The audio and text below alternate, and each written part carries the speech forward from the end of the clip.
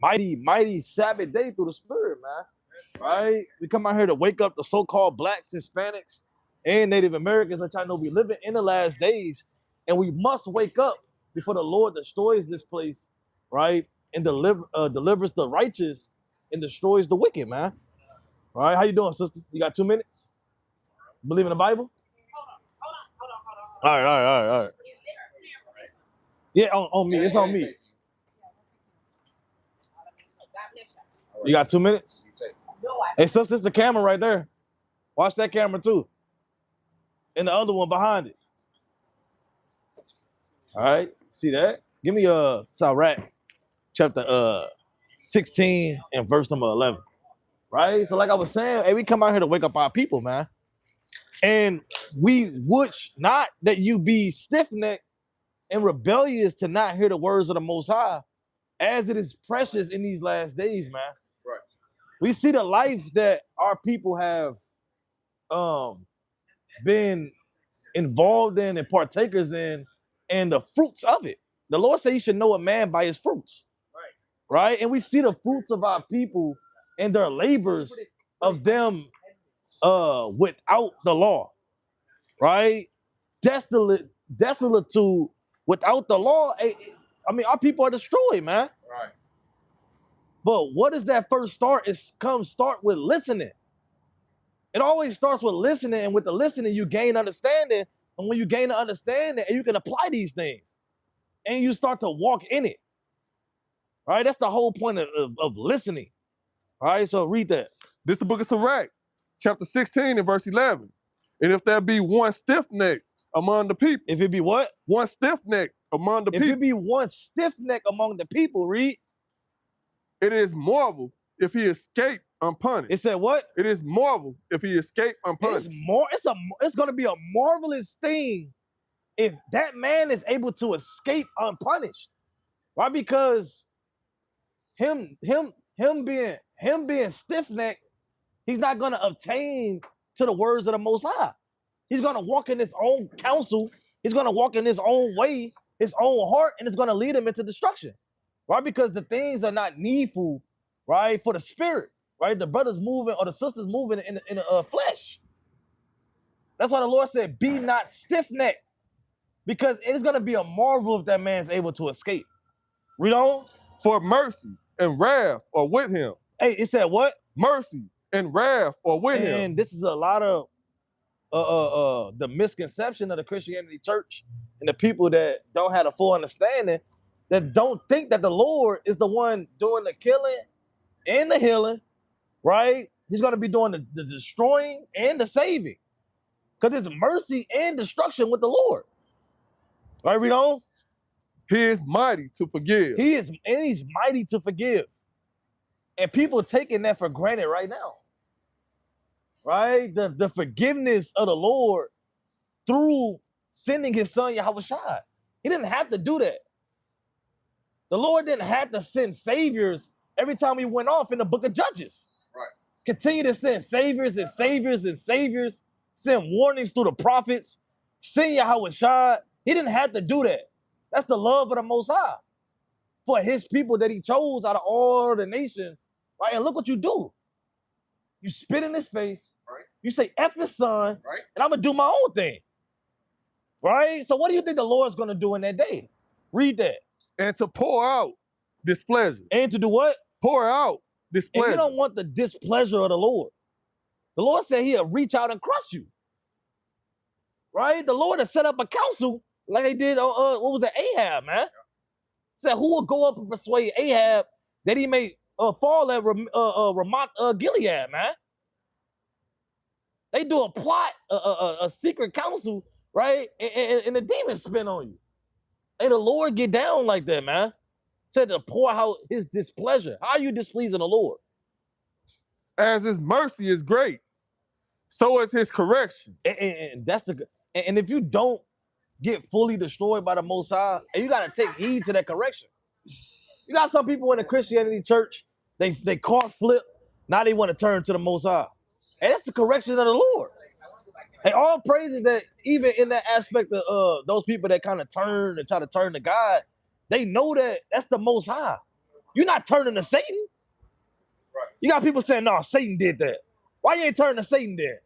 No, you turned to God when he did that. Right? Read that. Also, he judges a man according to his works. He do what? He judges a man according to his works. The Lord is going to judge men according to their works. Right? According to the things that they do on this earth. Right? In this flesh. What do they do with the spirit?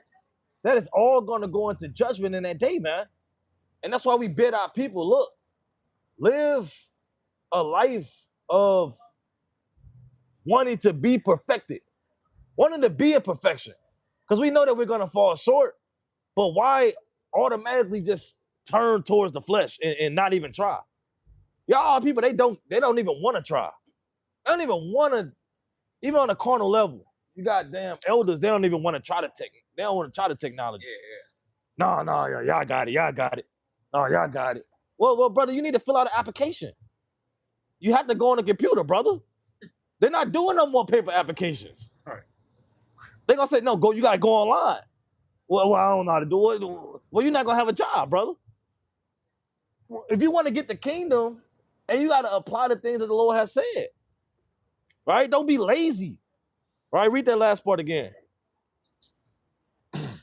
As I was, he judges a man according to his works. According to the things that you do, you have to apply these things to your life, right? Because all your works will come into judgment with every secret thing. Right? Give me that real quick in Ecclesiastes 12 and verse number 14. Right? The Lord said every secret thing. You got a lot of people, they hiding from the Lord. Right? They hiding from the angels. Right? Thinking that they can get away with their lewd, wicked acts. All right, read that. This is the book of Ecclesiastes, chapter 12 and verse 14. For God shall bring every work into You judgment. should do what? Bring every work into The judgment. Lord's going to bring every work into judgment. And this is a cut to any people that say you don't have to keep the law. Because why are your works coming into judgment? Not your faith. They said the Lord knows my heart. Knowing your heart is not the works. Right? So read that again. For God shall bring every work into judgment. Every work, the things that you do, the things that you walk in, that's going to go into judgment. Which is why we're telling our people through the faith of the Lord, who blood now covers you, you can now keep the law without that punishment and you'll be covered when you fall short. Because your works is going to go into judgment. Read on. With every secret thing. Every secret thing. Whether it's out in the open or it's hidden, right? Every secret thing, read. Whether it be good or whether it be evil. Whether it be good or evil, these things is going to come into judgment. Right? Give me Luke 12 and 2. Right? Real quick. You got a lot of people, they hide it. Right? Read that. This is the book of Luke, chapter 12 and verse 2. For there is nothing covered that shall not be revealed. There's nothing you can't hide from the Most High. There's nothing covered that will not be seen. The Most High is going to bring these things up, right? Whether it be now or later, and you're going to be exposed, right? Hey, your sins is going to be, and your skirt going to be lifted up, man. You're going to get exposed. You're going to be naked, like Adam and Eve was. They was naked. They was exposed. They sinned, right? Read that. Neither hid. And it's always written when somebody go off, you see the spirit on. They kind of naked. You kind of see it on a spiritual level. So something going on with him. Right? Because even when you naked, you kind of let somebody catch you naked, man. You're gonna get embarrassed. You kind of cover yourself, right? And that's how people are when they go off. They kind of embarrassed. They kind of don't even want to look you in your eye no more, right? They standoffish, right? You kind of seeing the secrets, right? And that's when you get exposed. And that's how you're gonna be in that. That's why they said in Second Ezra, the 16th chapter, your own sins is gonna be your accuser in that day. It's gonna be exposed. And you're gonna be exposed, and it's gonna be exposed before the whole congregation. So you're gonna put your head down in those days, right? Shalom, shalom, shalom. All right, how you feeling, brother? How your day been? All praise, all praise. Can I give you one scripture? Give me one. All right, come here, brother. Come here, brother. All right, all praise. All right, give me Revelation chapter 21 and verse number 12. Revelation 21 and verse number 12. All right, so you know about you know you're an Israelite. Okay, all praises, all praises. All right, read that. This is the book of Revelation, chapter 21 and verse 12. It had a wall great and high. It's like 22 and 12. 22 and 12. And behold, I come quickly. What'd he say? I come quickly, and my reward is with All right, me. so the Lord is coming with a reward. You believe in the Lord, right? So the Lord is coming with a reward. Now that reward can be something good or it can be something bad. All right, read that. To give every man according to his work shall be. It said to give the reward according as your work shall be. So what are the works that we have to do? Peaceful. Let me 1 Peter 2 and 21. Okay. All right. So treat us. What's the works? According to the Lord. Holding the test, holding the Old Testament. Okay, the law. The law. Right. So give me that real quick. This is the book of 1 Peter, chapter 2 and verse 21. For even hereunto, because it's important that we be obedient to the Lord, because He gave us grace and mercy through the Lord who they call Jesus. We call him Yahushua, right? To be able to get this liberty now, to be able to repent and turn back. Because a lot of things that we did in our past lives, we should be dead for, right? Under the law, right? Brothers hating their own brothers, right? Brothers up here that shot at people, stabbed people, smoked weed, whored out women, X, Y, and Z. Put bad names on them. Bad names, all these things is worthy of death. But we got to cover it to be able to repent and get right at this time now before He send back His Son. So read that. For even hereunto were ye called. And if you able to understand that you are Israelite, you were able to understand what we got to be doing in these last days. You was called, brother. Right. Now, everybody that's called, they don't always stay, right? They might decline. You get the call, you might decline, right? You might block, right? Or you might call back later, right? But if you receive that call, you got to answer. Read. Because Christ also suffered for us. That He did what? Also suffered for us. Because Christ suffered for us. Read. Leaving us an example. Doing what? Leaving us an example. He didn't do it for no reason. We always use the analogy, it's like a big brother, right? He kind of live that life, right? He takes some hits for you, right? But He did it to leave you an example, to cover you, because you should have really went in the pen. You should have really caught that bullet. But He did it for you. Though he had everything going on for Himself. He didn't really have to do it, but He made the sacrifice so that you can get right, and left you an example that we should what? Leaving us an example that ye should follow His steps. Now we just believe that ye should follow His steps. Now that you got to follow His steps. It's things that He did, teachings that He said that we have to follow. All right, the Lord said, by Him actions are weighed. Everybody, even us on a carnal level, we don't just believe any man. We want to see what we want to see. Right. All right, that's your woman. That's my wife. That's your wife. Yeah. It's your wife, right? So even when y'all were in your courtship, or y'all, and you had to prove, yeah, you can say I love you and this and no, you got to show it. That's something that has to be shown. The same thing has to be shown to the Most High. Our love towards the Most High is doing what that's the obedience to the Most High. Walking in the things that He told us to do, and the Lord's not going to tell us to do something and it's going to lead us to destruction. Right. Everything He told us to do is for our good. And this brother right here, he always says, everything the Lord commanded us to do is the medicine for our people. Anything that our people go through, the answer's right here to heal it. Right. All you got to do is follow it. But we don't. Like we always bring out, it's messed up. That's why the Lord said you have to first be renewed in your mind. Right. Once you change the way you think, right, you start to apply the things that the Most High said. That's why He said the law is spiritual, right? Because you start to move in a whole different spirit, right? You don't look at your brother with hatred, right? You want to kill him, because you're supposed to look at him as the Lord, right? and you will put your life on the line for your brother. So finish that out. And I'm gonna let you go, King. Who did no sin? Who did know what? Who did no And sin? Christ was perfect.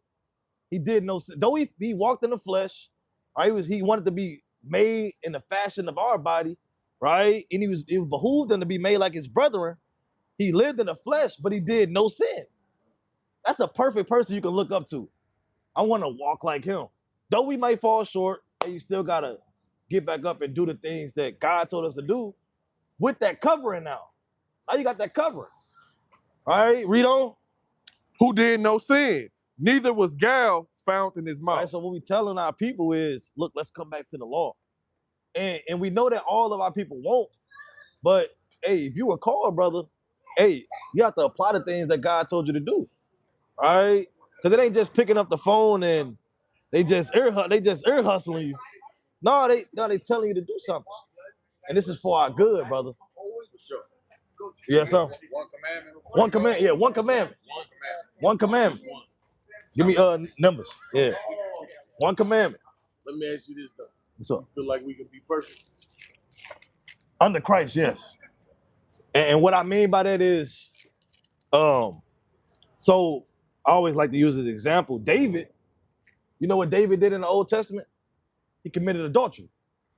Now, was he supposed to be put to death for that? In those days. In those days, he was supposed to be put to death. Why didn't God kill him?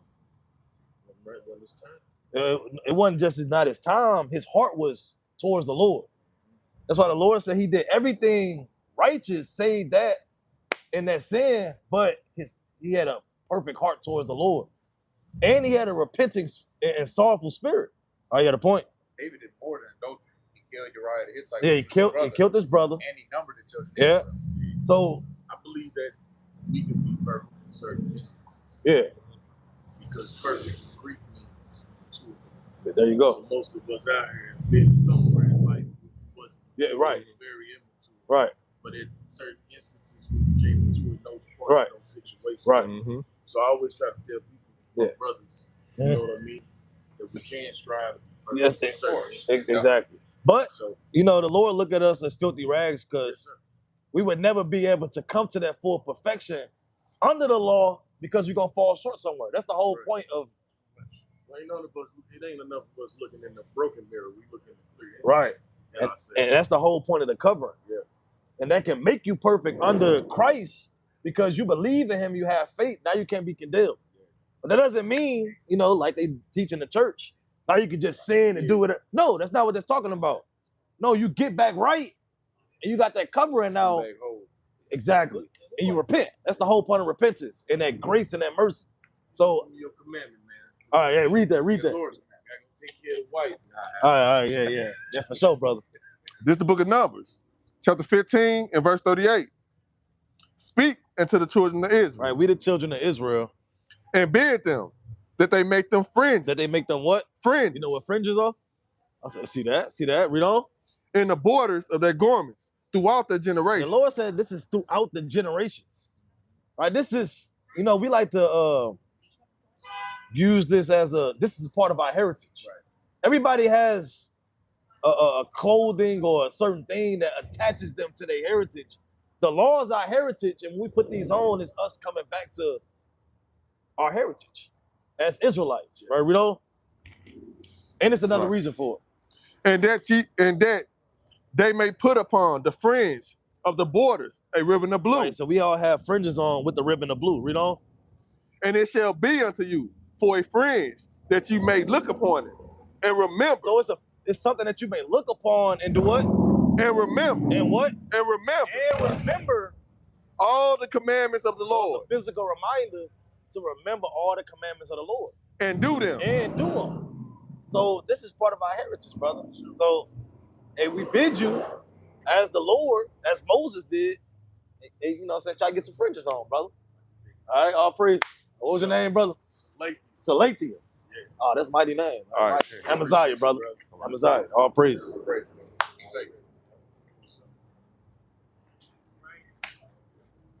Hey, you have a good night, brother. All right, all praise. See that? He used my line. Yeah, see that? All praises, man. All right, that's what we come out here for. This is Yeah, no, there's a fifth time. Oh, fifth. Yeah, fifth. And a matter of what? 2 weeks? You know what I'm saying? The word going out, man. Everybody know what's going on. Right? The word is out there. Right? Hey, Israel's waking up. Give me Luke chapter 1 and verse 16. All right, Luke chapter 1 and verse 16. Because this is what we got here to do, man. Hey, the same mission that John the Baptist had. All right, that the angel said to Zacharias, this is what your son gonna do. Read that. This is the book of Luke, chapter 1 and verse 16. And many of the children of Israel shall be, jump up to 15 real quick. Verse 15. For he shall be great in the sight of the Lord, and shall drink neither wine nor strong drink. Right? And Salaga, that's spiritual too, because hey, the brothers that come out here, you're not mingled with the wine and strong drink of America. Right. You're not indoctrinated, right? You're not filled with philosophies and doctrines, right? And we know that he's a Nazarite, you know, from birth, but on a spiritual level, hey, we're not filled with wine. We're not out here drunk. We're out here with a clear, sober mind to be able to break down the word, right, and give the sense thereof, right? We know. And he shall be filled with the Holy Ghost. And we filled with the Spirit. We bringing things into remembrance, right? We bringing this into remembrance. We bringing it to who we are in remembrance, man. We bringing the law into remembrance, our forefathers into remembrance. We bringing all these things to remembrance in these last days through the Holy Spirit, you know? Even from his mother's womb. And many of the children of Israel. And what? And many of the children of Israel. And many of the children of Israel shall what? Shall he turn to the Lord their God. What we out here to do? Shall he turn to the Lord their God. We gotta move like John the Baptist did. Many of the children of Israel, did he turn to the Lord his God, man. And that's all. That's our mission out here. We want to turn Israel back to the Lord our God. Right. Not to no congregation, not to no leader, no, to the Most High. That's all that matters. Is you go to the Lord, believe in the Lord, and do what He says. All right. You don't have to join the camp to believe in the Lord. All right. You don't have to be in a particular camp to be in the truth. And what's the truth? The truth is keeping the laws and believing Yahushua. That's the truth. All right. He's the way. He's the way, the truth, the life, man. No man enter to the Father but through Him. He that door. Right. Not general. Or your vanguards. Or your generals. Right? Or your captains. Them not the way. Now them brothers, they shed light. They instruct. You know what I'm saying? You can have teachers. Many men learn from other men. Right. But what were they teaching? Hey, follow the Lord. All right? That's the main thing. And your bishops, right? All right? We ain't forget the bishops. No, follow the Lord. All right, read that. Verse 17. And he shall go before him in the spirit and power of Elias, to turn the hearts of the fathers to the children. To do what? Turn the hearts of the fathers to the children. Hey, turning the hearts of the fathers to the children. Hey, raise your sons up to be men in these last days, man. Right? To learn the laws of the Lord, to be valiant men. Men of valor. Men of strength, of power. That fight for their nation.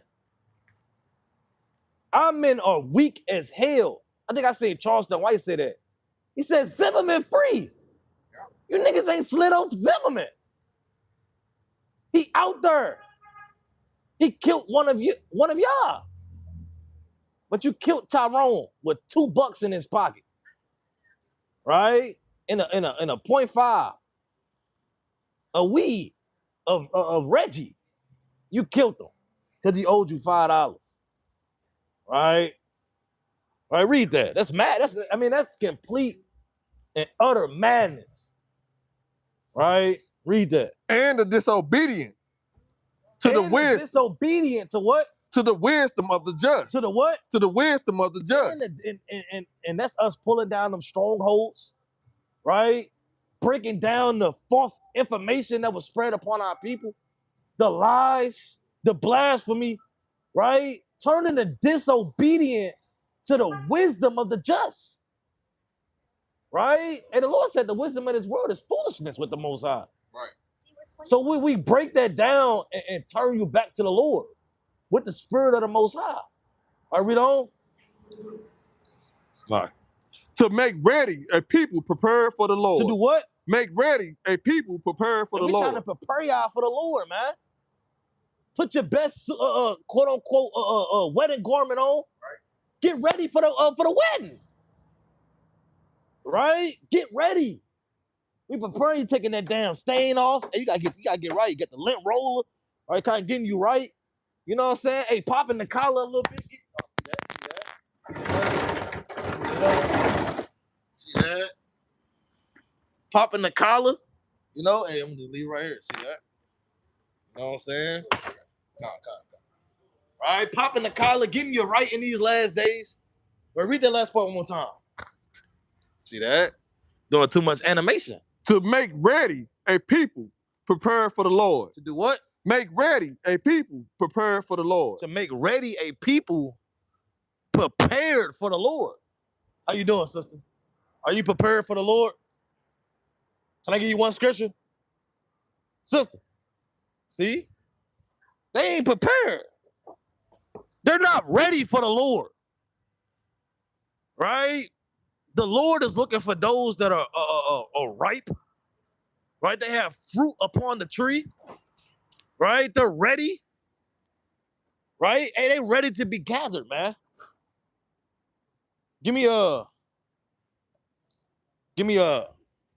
Matthew 3 and verse number start at 9.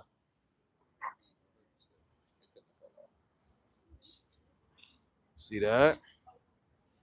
New tech.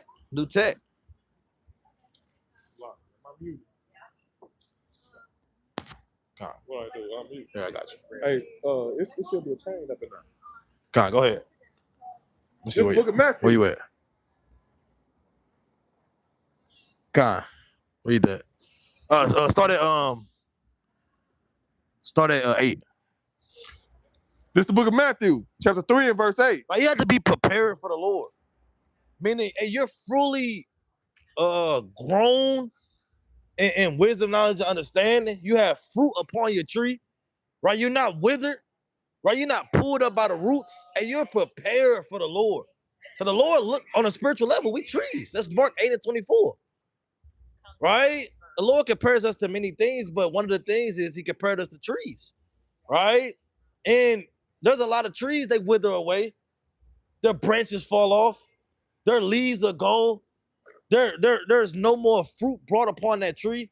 Hey, but we're trying to prepare them, right, with good fruits that are meet for repentance. All right, read that. This is the book of Matthew, chapter 3 and verse 8. Bring forth, therefore, fruits. Do what? Bring forth, therefore, fruits. Meet for repentance. You have to bring forth fruit that's meet for repentance, man. And those good works, right? And because when you bring forth the law, you're automatically going to repent.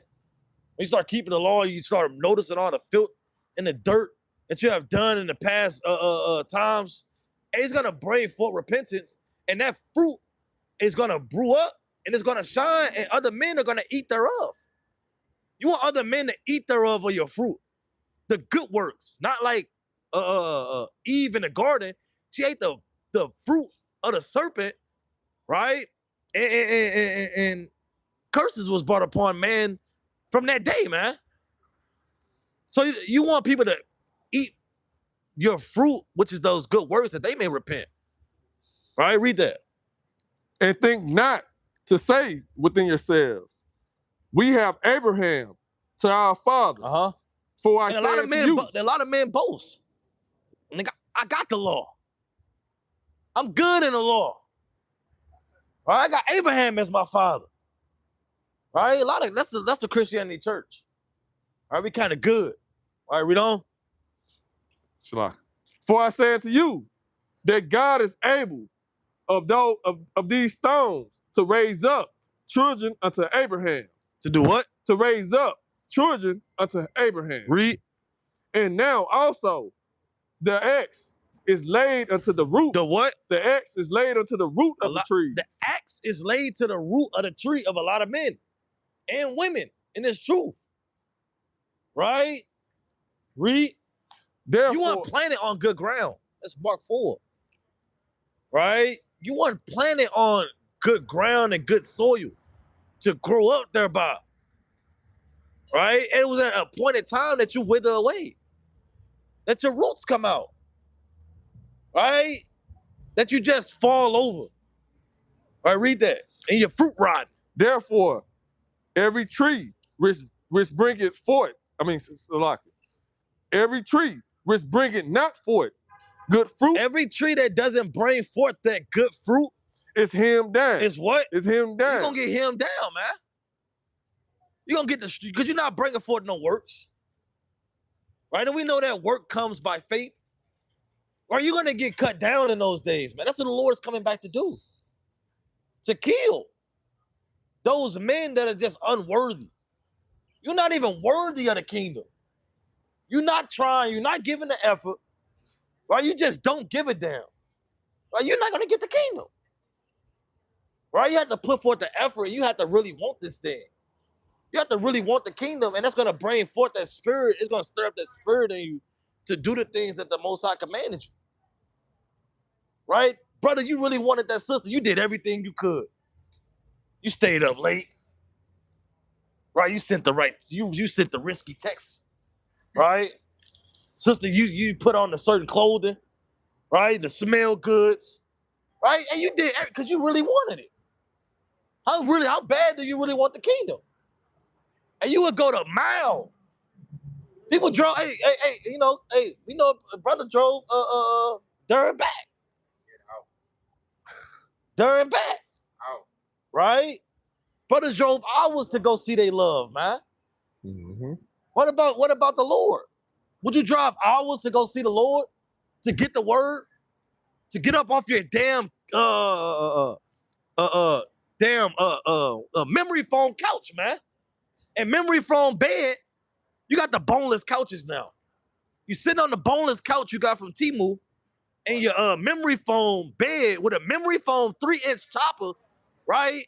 And memory foam pillows with satin covers, man. Just comfortable in the Snuggie. And fuzzy slides with bunny ears. Right. But you don't want to get up and do the work because you don't really love the Lord. You don't love the Lord. You're not gonna go to mile. Just stop it. You don't really want the kingdom. That's what the Lord said. He's gonna chop you down, right? Because you do everything else but serve the Most High. All right, read on. And cast into the fire. He gonna do what? And cast into the fire. You're gonna be cast into the fire. You're gonna catch a nuke. You're gonna be burnt in thermonuclear fire when the Lord comes back. All right, what's going on, brother? You got a couple minutes. Hear the words of the Lord. You believe in God? All praises, all praises. What's your favorite scripture, brother? I don't read the Bible, though. Can I give you one scripture out the Bible? You might need to hear this, brother. All right, brother. All right, brother. All right. You got 2 minutes? Believe in the Bible right here, brother. Come on this side. Believe in the Bible, brother? All right, all praises, all praises. How long you been reading the Bible? Everybody share word that they understand the Bible. Okay, I'll pray. So you went to church? What church? Here and there. Yeah. I feel you. I was like that too, brother. Right? But what we out here to do is to give me Esther 8 and 11. All right. This what we out here telling our people. In Acts 16 and 17. Because you believe our people need help, right? When I say our people, I mean the so-called blacks, Hispanics, and Native Americans. Don't we need help? We need a savior, right? Because everything we do, every corner we make, right? Every turn we make, it seems like nothing avails, nothing happens, nothing helps us, right? Well, we got the answers right here, brother. I read that. This is the book of Esther, chapter 8 and verse 11. Wherein the king granted the Jews which were in every city to gather themselves together. What we got to do? Gather themselves together. Right? The first thing we got to do is gather ourselves together, brother. And we do that under the Lord. Give me, hold that.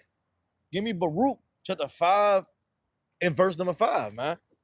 Because what do our people like to do when we gather together? You know what I'm saying? Like, what kind of activities do a lot of our people like to do when we all together? No, I'm saying our people. You said our people, every time our people get together, we worshiping. I'm saying our so-called blacks. So you see a group of black people, they over there worshiping. They relating, talking about community, talking about capitalism, talking about the government. You think that's what our people talking about, brother? Talk about a black president. No. Well, brother, what I mean is when our people get together, it's a lot of smoking, it's a lot of drinking, it's a lot of arguing, it's a lot of lack of communication and more physicality. Right? That's what happens with our people. You agree? We're not really politicking and building and talking about finances and government. That's far from it. Right? So read that. This the book of Baruch, chapter 5 and verse 5. Arise, O Jerusalem. Do what? Arise, O Jerusalem. So we're telling our people to rise up, read.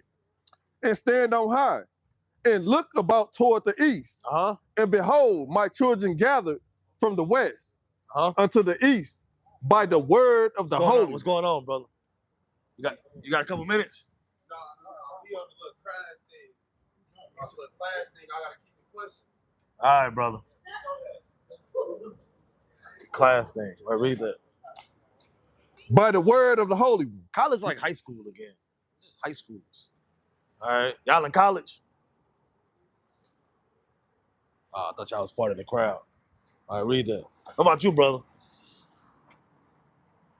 All right, I'm over here. All right, go ahead. All right, read on. Rejoicing in the remembrance of God. Doing what? Rejoicing in the remembrance of God. For they departed from thee. Slaki. Go back. It said they gathered by the word. 5 and 5. Okay, 5. Start from the top. Okay. Arise, O Jerusalem, and stand on high, and look about toward the east. And behold, thy children gathered from the west unto the east by the word of the Holy One. By the what? By the word of the Holy One. Right, so what we're trying to get our people to do is to gather by the word of the Most High. This was going to really combine us and glue us all back together under one stick, under one mind. It's under the Most High. What's some things you know about the Most High, brother? We don't know. So how we gonna talk about how we gonna worship? How we gonna talk about the Lord? We don't know nothing about the Lord. All we know is God is good, God is great. Only God can judge me. Yes, that's the point. God love me for what? It don't matter what. God know my heart. I got a relationship with God. How you gonna talk about God? You know everything I just said is not in the Bible. None of that's in the Bible, brother. I got a relationship with Jesus Christ that's not in the Bible. Right. Only God can judge me that's not in the Bible. Right. God knows my heart that's not in the Bible. Right. None of those are in the Bible, brother. So how we gonna talk about God if we don't know God? So we gotta learn of him, brother. So let's learn of the Lord. Do you think the Lord is a nice guy? Do you think the Lord is all loving and nice? You said what? Not to have wrath. Let's just see that. Not to have, give me Exodus 15 and 3. He said not to have wrath next to his name. Right? The Lord get down. The Lord is a man of war. We finna read that. This is the book of Exodus, chapter 15 and verse 3. The Lord is a man of war. You said what? The Lord is a man of war. What happens in war? What happens in war, brother? People get killed. There's a lot of fighting. There's a lot of spoils. One standing up for one side, right, to accomplish a certain thing. Who do you think the Lord is fighting for and killing for? You said what? King. The king? Okay, let's find out. Right? Give me Psalms chapter 140. What you got? I was wondering if you still wanted that. Yeah, let's read that. Let's read. That's actually the spirit. Read that. It's actually the spirit. This is the book of Esther, chapter 8 and verse 11. Wherein the king granted the Jews. Granted the what? Granted the Jews. So the Lord fights for the Israelites. All these people you see right here, that's what the Lord fights for. Right? So read that. Which were in every city to gather themselves together. So the Lord's commanding us in these last days to gather ourselves together. Read. And to stand for their life. And to what? And to stand for their life. Are you doing war? And to stand for their life. And we got a war general, the Most High. He said, hey, stand for your lives. That's the war that we fighting right now. Because if you want to live, you have to turn back to the Most High. You have to do the things that the Lord has said. Fight for your lives, read. To destroy. To what? To destroy. To do what? To destroy. Hey, it's war, brother. To destroy. To slay. To what? To slay. And slay. And to cause to perish. And to what? And to cause to perish. Hey, that's war, brother. And to cause to perish, read.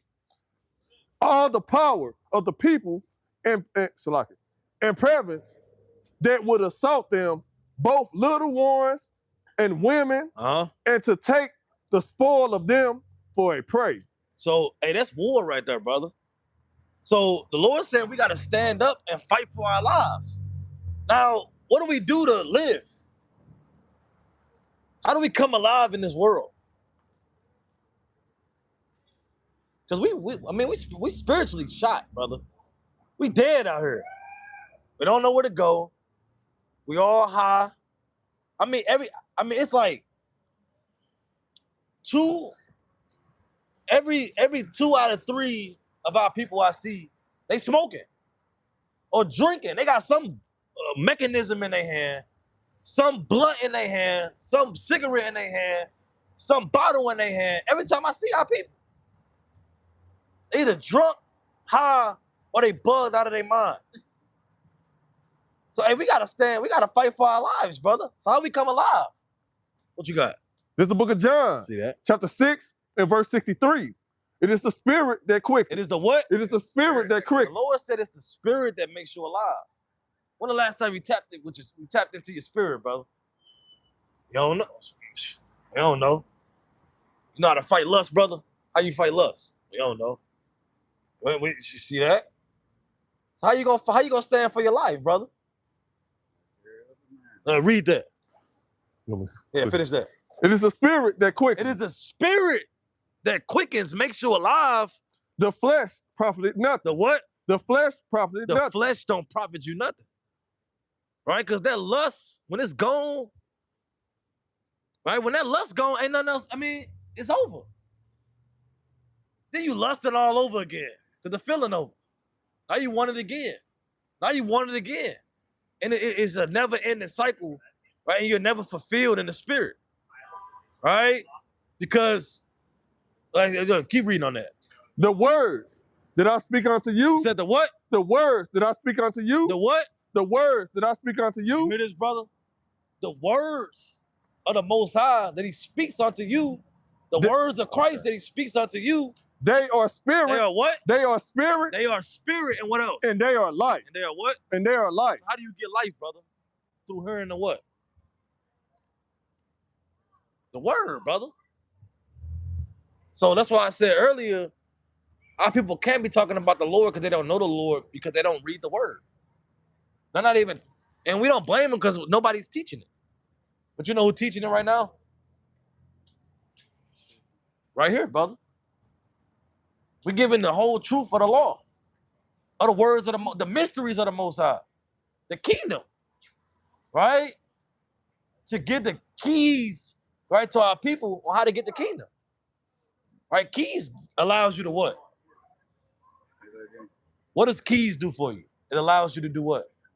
Unlock and to enter. Hey, this is the key. You need the key to enter into the kingdom of heaven.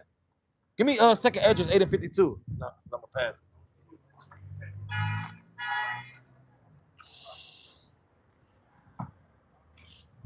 Second Esdras 8 and 52. This is the book of Second Esdras, chapter 8 and verse 52. For unto you is paradise open.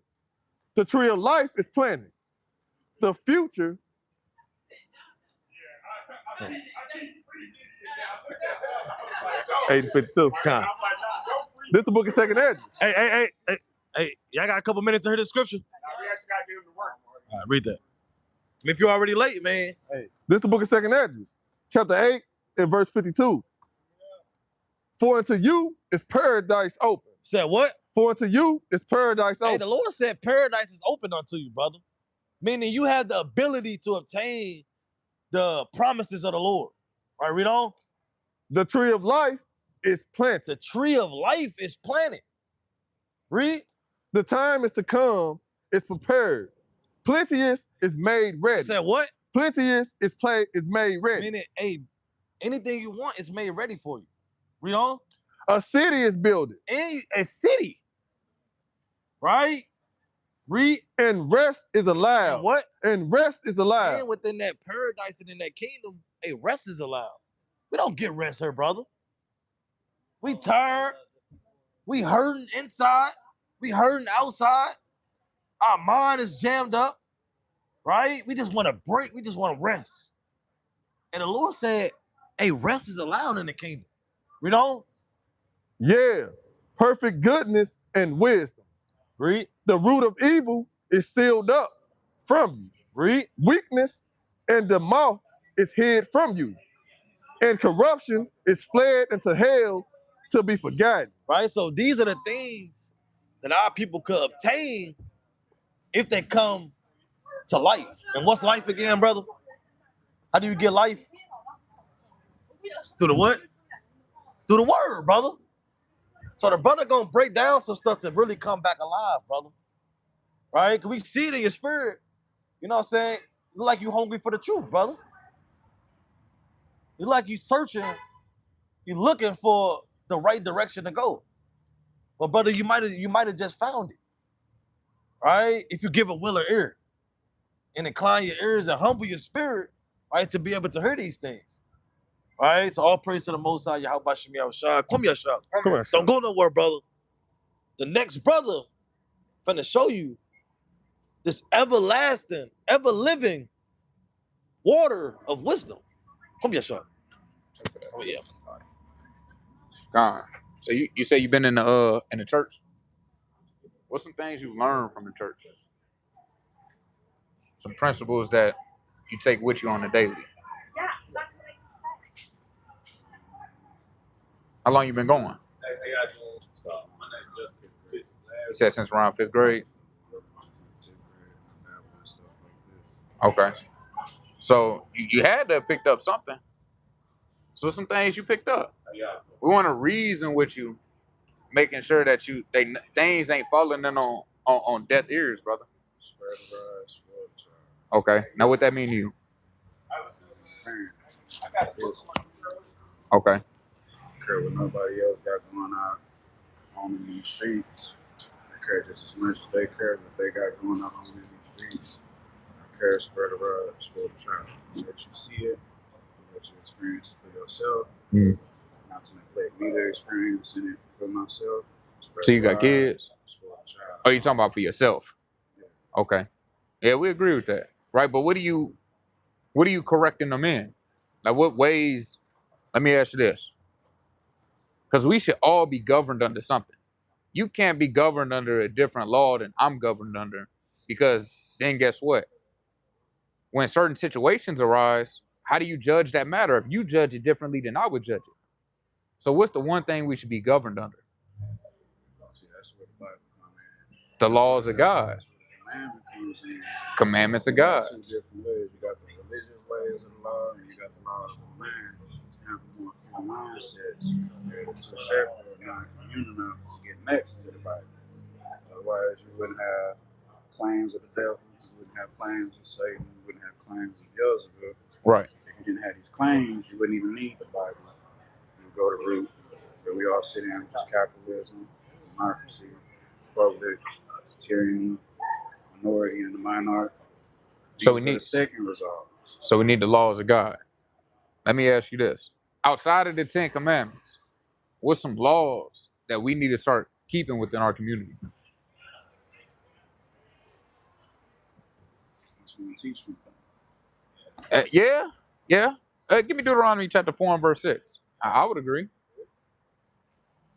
Read that real quick. This is the book of Deuteronomy, chapter 4 and verse 6.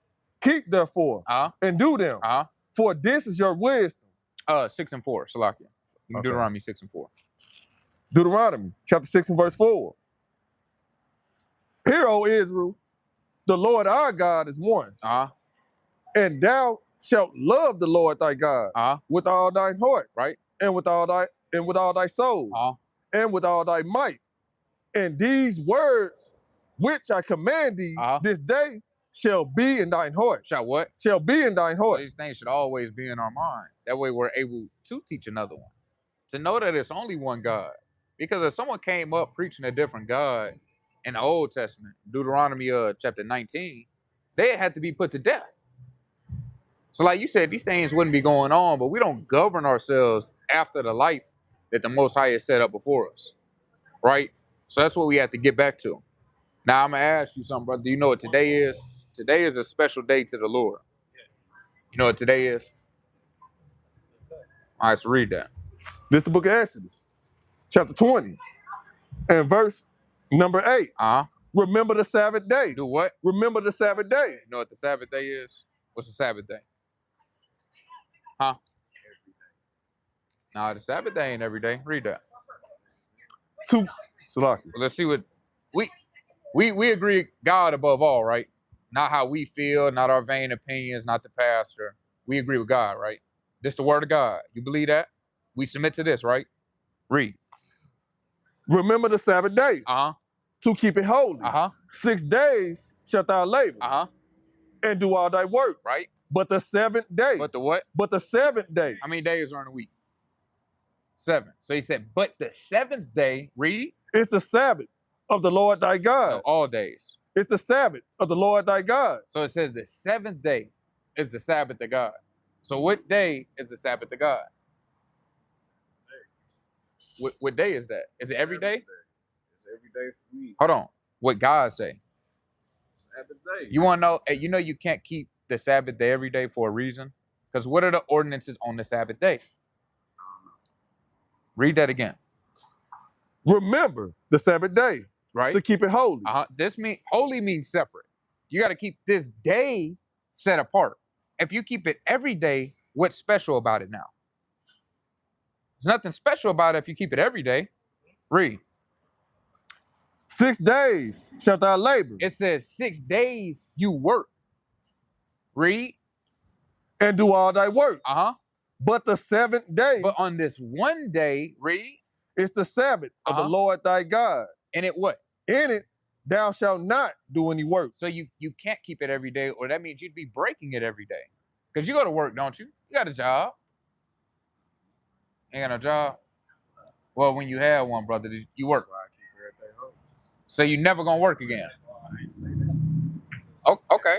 So you gonna go back to breaking it every day? Every day is a day worth resting, worth loving, worth knowing. You learn something every day. That's not the Sabbath day, though, brother.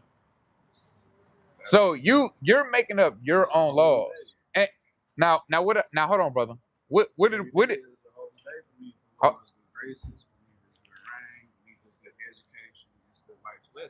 that's different than the Sabbath day. Every day you honor the Most High, but the Sabbath day there's ordinances to keep. If you don't keep those, you're in sin. The wages of sin is what? Death. So if you're by your volition, you're saying, well, I'm keeping the Sabbath every day. You're breaking it every day because you're not supposed to cook on the Sabbath day. You're not supposed to clean on the Sabbath day. You're not supposed to buy and sell on the Sabbath day. So if you're saying you keep the Sabbath every day, whether you would starve to death. What day is the Sabbath again? You said it's every day. No, I'm saying, what did you say? The Sabbath day is on the 7th day of the week. So I've heard this particular conversation. Oh, it's probably not connected. Some people say Sunday is the Sabbath day. Some people say Saturday is the Sabbath day. I hear a few say Monday. So which one of those goes? Well, You got your phone on you? Mm-hmm. On a calendar, when you look on the 7th day of the week, what does it say? Are we starting at Sunday or Monday? What the calendar start at? It start right now Sunday, but some people say the true start of the week is Monday because the end of the week is Sunday. And you start Monday and acting a productive day all over again. First day of the week, Productive week. is Sunday. The last day is Saturday. So the 7th day is Saturday. Even in historical times, when you go back, it's always been Saturday. They changed the worship day. Constantine, a Roman emperor, changed the worship days to worship the sun god Mithras. That's why you have the word Sunday. It's to worship the sun god. So that was changed during the Roman time. But before that, when you look in antiquity, when you go into some of Josephus, the historian, when you go in his letters, it always says that we observe the Sabbath day, which is the 7th day of the week, which would have been Saturday at the time. You can see that throughout the annals of history. So it's Saturday, which is just the 7th day of the week. Because if they had called it something else, it's whatever that 7th cyclical cycle is. Right? That makes sense? Okay. So when we got to start keeping the Sabbath? What day? Saturday. We got to start keeping it on Saturday. Because if not, then we're avoiding what God said and we're in sin. And we know that the payment for sin, again, is death. Right? So now we're going to read when the Sabbath day starts. When do you think it starts? When do you think the Sabbath day begins? Like, how do I know when I'm supposed to start keeping the Sabbath? When does the new day begin? Say it again. The Sabbath day is a full 24-hour cycle. How do I know when the Sabbath day starts so I can stop working and rest? It's on Saturday. It says Saturday. It starts Saturday and Saturday. What time? 9 o'clock. There we go on this earth. It says Saturday. It's on that same. Now I'm saying, do we look at a clock and see? I usually look at a calendar. That's why when they start making calendars, I didn't care no more. Now I feel what you're saying, but we know that the Sabbath day starts on Saturday. Does it start at 12 o'clock when they say a new day begins? Kinda, sorta. I'm not sure how to not deny that one and tell you that that's the truth at the same time. Okay. Well, we're going to show you something real quick. Read this. That's what we're going through right now is the ordinances so that you can start keeping it in its fullness. Read. This is the book of Nehemiah, chapter 13 and verse 19. And it came to pass that when the gates of Jerusalem began to be dark. Began to what? Began to be dark. Before the Sabbath. When? Before the Sabbath. I commanded that the gates should be shut and charged that they should not be open till after the Sabbath. Till when? Till after the Sabbath. So we know that a new day, according to this scripture and plethora of others, that a new day begins when the sun goes down. We have to have an ancient mindset. In the ancient world, they told time by the sun going down. Because that means one day ended and another one proceeds to begin after that. So when the sun goes down, you have a new day beginning. So Friday sundown to Saturday sundown will be the Sabbath of God. 8:17. So that's when we have to keep the Sabbath. Now, it may be different in the winter, but it's always that 24-hour period because the time will move up in the winter, but it's always in a 24-hour period. That makes sense? Because spiritually, brother, we in class right now. We teaching, you will be a student, and we giving you a pop quiz. It's an open book test, right? So, brother, you keep it holy. What day? What day? What day? Saturday. Okay. Not every day, right? Not every day. All right, when do it start?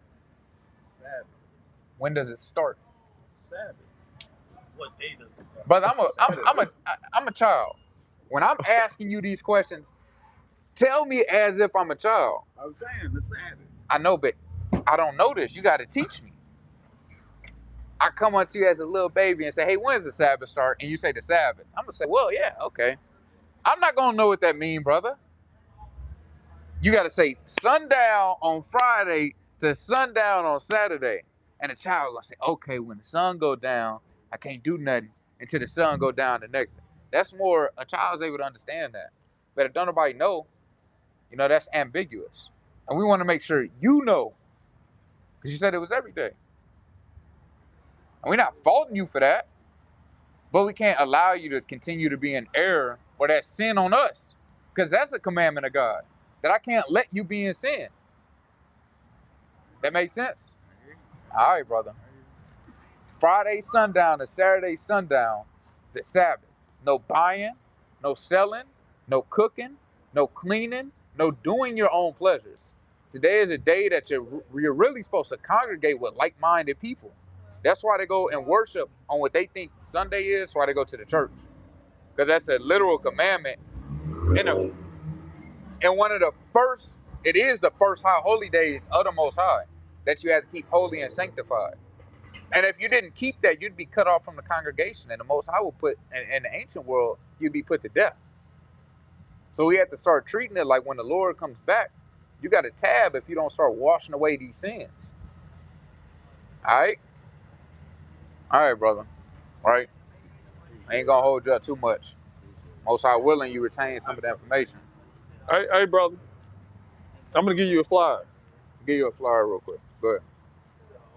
Man, hold on. I got one in my pocket. I don't think it's one in, here go one. Okay. They're in the car. I got some. Okay. All right, brother. Check that out. All right. Give me Ezekiel chapter 3 and verse number 5 real quick. 3 and 9. Yeah. Yeah, I did too.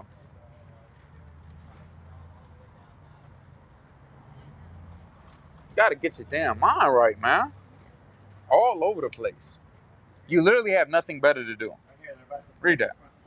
This the book of It's not like you gotta be, our people, it's nighttime. You don't gotta go to work.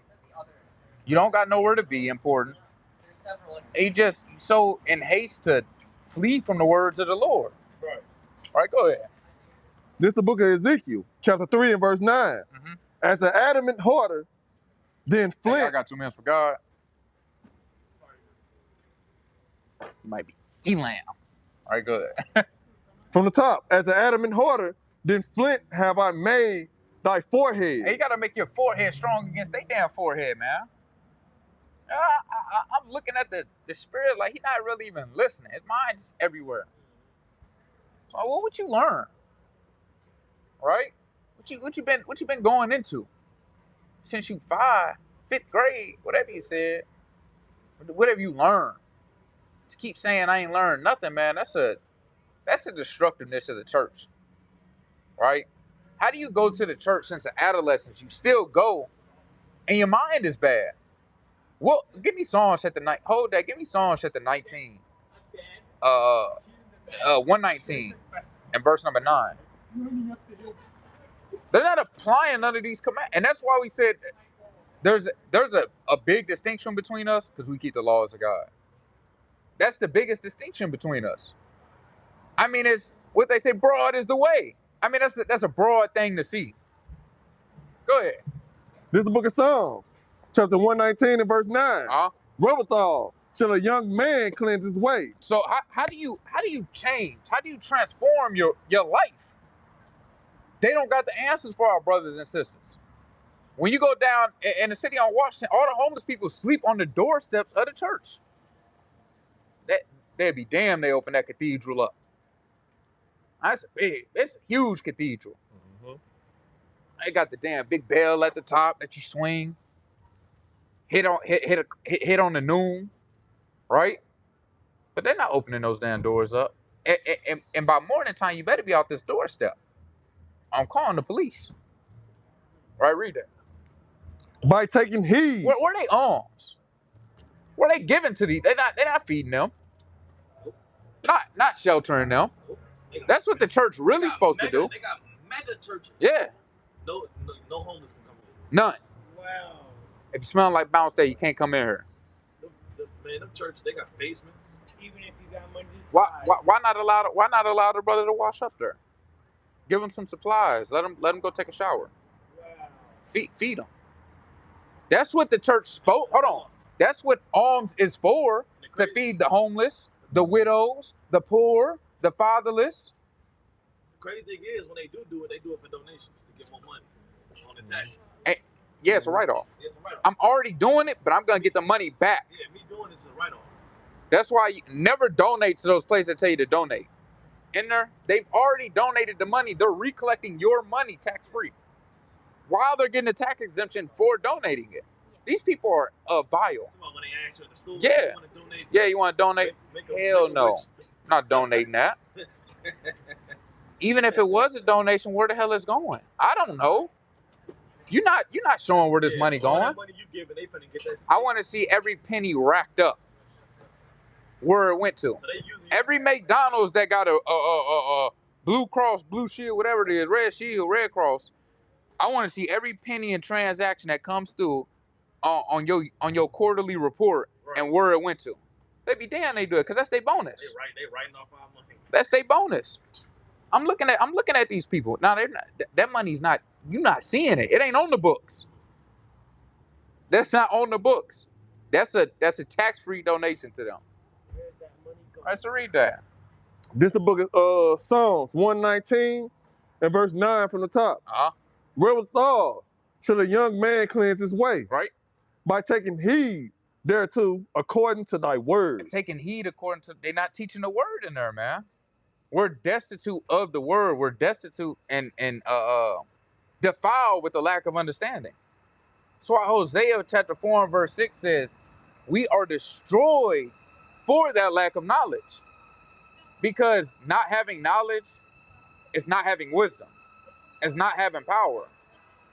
And that's what we lack utterly upon the earth. That's why people can call you anything upon the earth. They can talk about you any kind of way. You're all kind of proverbs and bywords, right?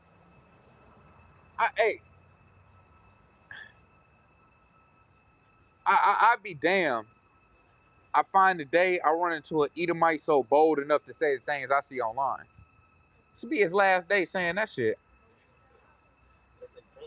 Because, oh man, they be real bold on these videos online. Jake just be letting them. They better stop a mud hole in these Edomites, man. Stop being, because if Jake stepped on your shoes, it's an uproar. If your brother say something you don't like, it's an uproar. A brother, he streamed.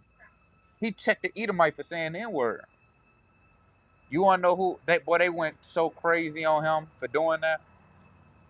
Hey, sister, you got 2 minutes for God? Thank you. I actually go to one family church.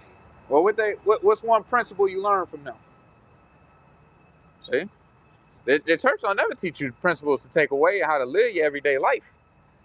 Everybody go to this damn one family. What you doing in there, man? All right? This church not teaching you nothing, man. This church not teaching you nothing, man. And what's crazy is we were around when they first opened. That's all it is. Because everybody go up there for Bible study. You're not studying no Bible. We going up and on the Bible study day. You're not studying no Bible. We go in. Doors open. Doors open. Like they expand in the building. They knocking down walls. We see what y'all doing, man. For a church to flourish that quick, to be that profitable, that fast, right? It's not a God, man. And we seen the people in there. They're not of God. Right? What person of God denies godly conversations? Hey, look at it on a carnal level. What sports person denies sports conversation? See that? Who do? Nobody do that. Hey, bro, which one? LeBron or Kobe? Oh shit! Hold on. Man, they gonna stop everything they doing. That's gonna go for an hour or two. Football. What you think about Vic? Huh? Who the greatest? Is Brady? Not. Somebody will stop and literally debate their whole cause about that. But to hear the words of God, nah, I'm good. I ain't got time for that today. You believe like that's your thing. So who got more faith, a sports player or? That's why the Lord had to make that statement. If your faith little as a mustard seed, you can move what? Mountains. they won't even stand for the Lord. No. Let's say brothers was up here defaming the Lord. Yeah. Lord, Blaspheming. you ain't gonna see nothing. How Right. you gonna defend the Lord? You can't. And you don't know no Bible to even do if you did. If we set up an altar but all out here, just quiet, just letting them talk. we set up an altar but all out here and started sacrificing, you would just mind your damn business. They gonna call the police. Nah. Because they're already evil. They're fine with evil. What they hate is righteousness. They call the police on righteousness because you want to know what they would call the police on? Abortion then. They don't do that. They're for abortion. They would call the police on the whoredom and the twerking on top of the car tops. But you want to know what? They're the ones in the church. Prostitution, whoremongering. 2819 just signed a deal with a record label company with the dude who takes all his pictures, who they sign with, is always doing this sign, and he's always covering one eye. Even if, what the Lord say, abstain from all appearances of evil. Even if he's not doing that, what it look like? It look like he in the Illuminati. What they say? 2819. He signed with the company something with an R. Public? Huh? Public? No. Reach record. Reach record. That's what it is. Now go look on the owner of Reach Record. Go look on his Instagram. He look demonic as hell. I'm talking about he always throwing up that's the all-seeing eye with the triangle that they put in. They got it on the damn dollar bill. Mm-hmm. And he always covering up one eye like the elites do. Who be at the what? The Diddy parties. What part you think he had to go to sign with Reach Records? That sound off, man. All right, read that again. This the book of Psalms, chapter 119, and verse 9 from the top. You got Wherewithal shall a young man cleanse his way by taking heed thereto, according to thy word. Go ahead. With my whole heart. With what? With my whole heart. They profess to love the Lord with their whole heart. Read. Have I sought thee. But they're not like David. What Kendrick Lamar say? They're not like you. Not like David, man. David really sought the Most High. David deserved repentance because of his contrite heart that he had. The repentance, the remorse, the sorrowfulness, how he got down and begged the Most High for forgiveness. The Most High still judged him at the end of the day, killed his son. Right? So you don't get away from judgment. That's what the Christian church teach. You repent, you get away from judgment. Did David, a man after the heart of the Lord, who he called righteous, perfect? Go ahead. Oh, let me not wander from thy commandments. He said, let me not wander from what? From thy commandments. Don't let me wander. That's how your whole heart is made full with the Lord. Not wandering from the commandments. Because when you wander from that, guess what? Your heart don't seek the Lord anymore, which is your mind. Your mind isn't after the Lord when you're not keeping the commandments. When you're not stayed upon these things. Go ahead. Thy word have I hid in mine heart. And he laid these things up upon his mind that no man could take them. Go ahead. That I might not sin against thee. Blessed art thou, O Lord. Teach me thy statutes. Do what? Teach me thy statutes. Now they always read the damn book of Psalms. You don't read how many times David tell you to keep the commandments of God, the laws, the statutes. Right, go ahead. With my lips have I declared all the judgment of thy mouth. And he has declared that. Give me Jeremiah chapter 5 and verse number 1. He's declared these judgments. But Jeremiah said he was speaking about David, man. This is the book of Jeremiah, chapter 5 and verse 1. Run ye to and fro through the streets of Jerusalem and see now and know and seek in the broad places thereof. Right. If you can find a man, if there be any that executed judgment. If there what? If there be any that executed judgment. David's a man that executes judgment. David's a man that looks for judgment. Go ahead. That seeketh the truth. That what? That seeketh the truth. This fit David. You can take this and apply this to David. He's that one among 1,000. Go to drop that whole what you got in Psalms. Go to Ecclesiastes. Go to Ecclesiastes chapter 7 and give me verse number 28.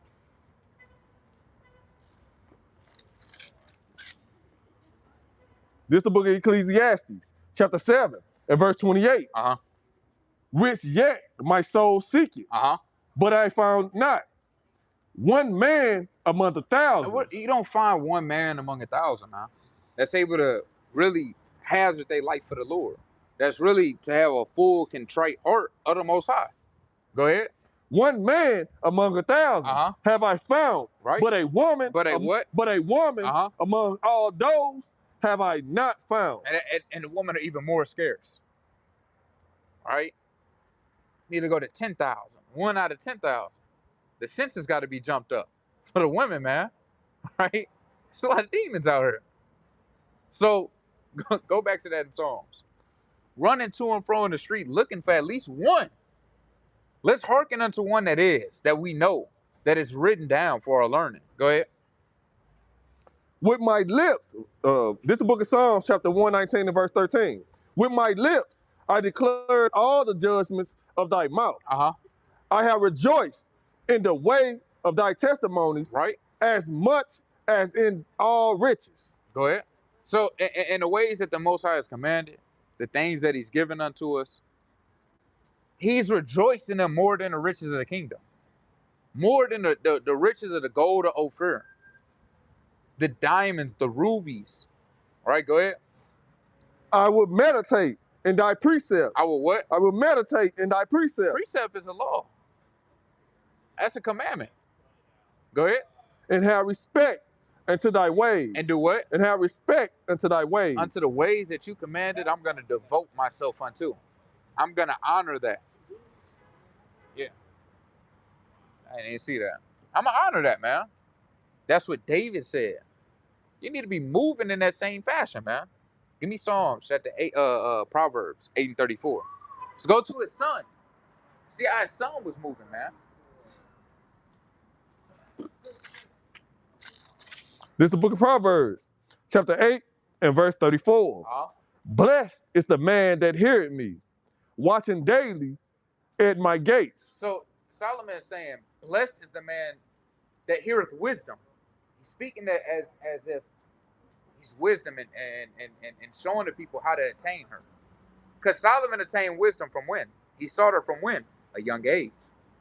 Solomon has that wisdom for a very great portion of his life.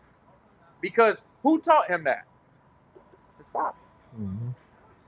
Go, hold that. Go to Deuteronomy. Go to Deuteronomy chapter 4 and verse 5.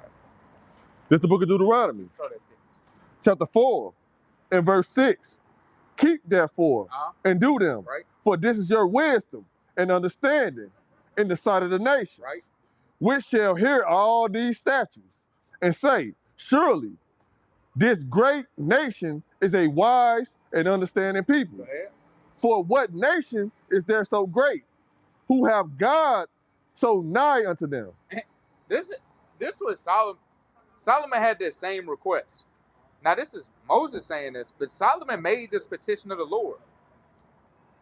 Hey Lord, you know, I don't need the riches. I don't need all the women. Just give me wisdom to judge this so great of a nation of people. Go ahead. As the Lord our God is in all things that we call upon him for.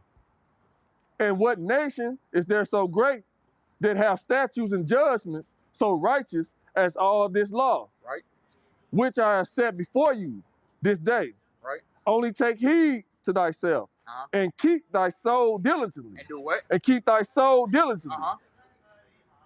Lest thou forget the things which thine eyes have seen. So lest you forget these things that have happened, right? Lest you forget the Most High delivering you from the troubles and the evils, delivering you out of the hand of the Egyptians. Go ahead. And lest they depart from thy heart all the days of thy life. And then you start becoming prideful. Unless these things depart and you say, well, who is God? We're going to make our own God. Go ahead. Teach them. Thy sons. Thy what? Thy sons. What did David do? Thy sons. You got to teach your sons this. Go ahead. And thy sons' sons. And your sons' sons for generation to generation to generation to forever. Forever and ever and ever and ever. That's how you're supposed to teach them, man. Because that's why we agree with the principle that the brother said, each one teach one. That's a good principle, but to what are you teaching? I mean, we've all been taught a lot of evil by our parents. A lot. I'm looking at these. We all kind of had we all have different upbringings, but we all can relate to certain things. Oh yeah, my parents did that too. We all, they be doing it. The little word thing. They put the abbreviations for the word for what Jacob say and what the Edomite say.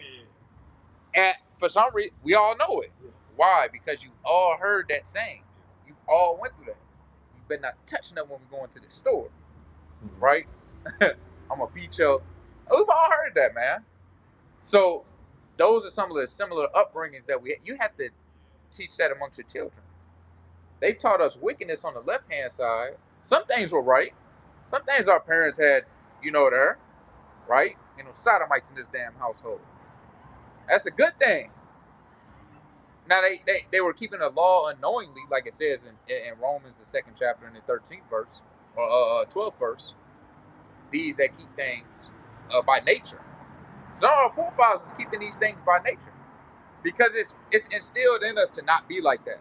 It's instilled in us to not be a whore, a harlot, a vagabond. But we learn the ways of the other nations. And family, y'all got 2 minutes for God? All right, brother. Y'all be safe. All right. Right?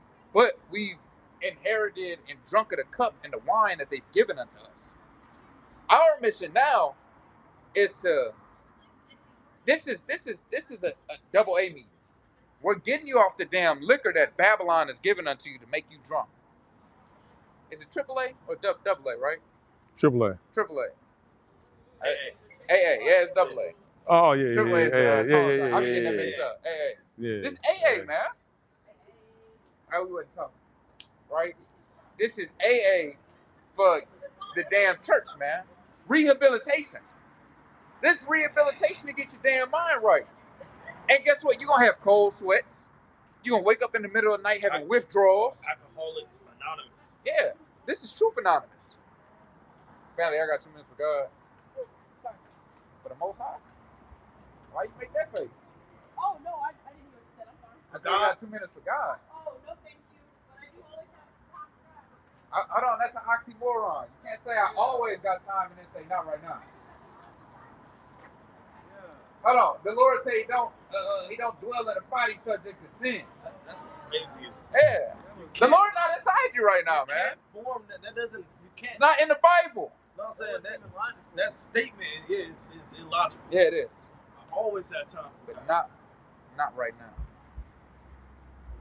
You Negro, you better not That's question such me a on binding question.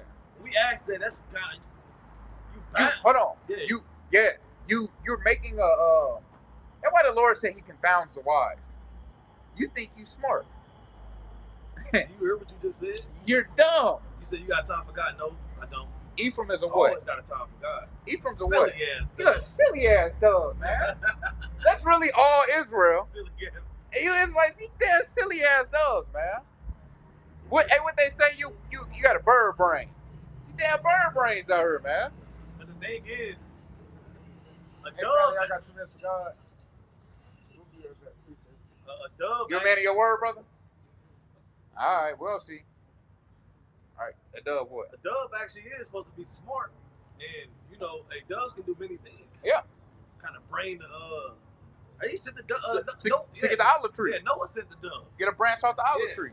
See if it's grown. Smart. Come back. It's a send notes. Send letters. Yeah. But you silly. You can hold them in the bathroom at the wedding. Yeah. The passes. The bloom release. Yeah. That mother went back to the station. Yeah. Mm-hmm. See what I'm saying? Didn't even know. Yeah. These are. That's why he had You're a silly dove. You think you smart. Yeah, you silly. But you're slow. That's a breakdown. That's cold cut. Silly dove. I read that. You want verse 10? Yeah. You're just a silly dove. Verse 10, especially the day that thou stoodest before the Lord thy God in Horeb, when the Lord said unto me, gather me, the people together. When you made a covenant on the Mount of Horeb, read. And I will make them hear my words. And I will what? And I will make them hear my words. And the Lord is doing that spiritually right now. We're spiritually in Mount Seir right now. Right? On the Mount of Esau. And the Most High is making us hear this word. Right? Go ahead. That they may learn to fear me. That they what? That they may learn to fear me. We're going to put the fear of the Lord back in y'all, man. The fear of the Lord ain't in a lot of y'all. A lot of y'all don't know what the fear of the... Jump up to verse 13. 8 and 13. Proverbs. Come.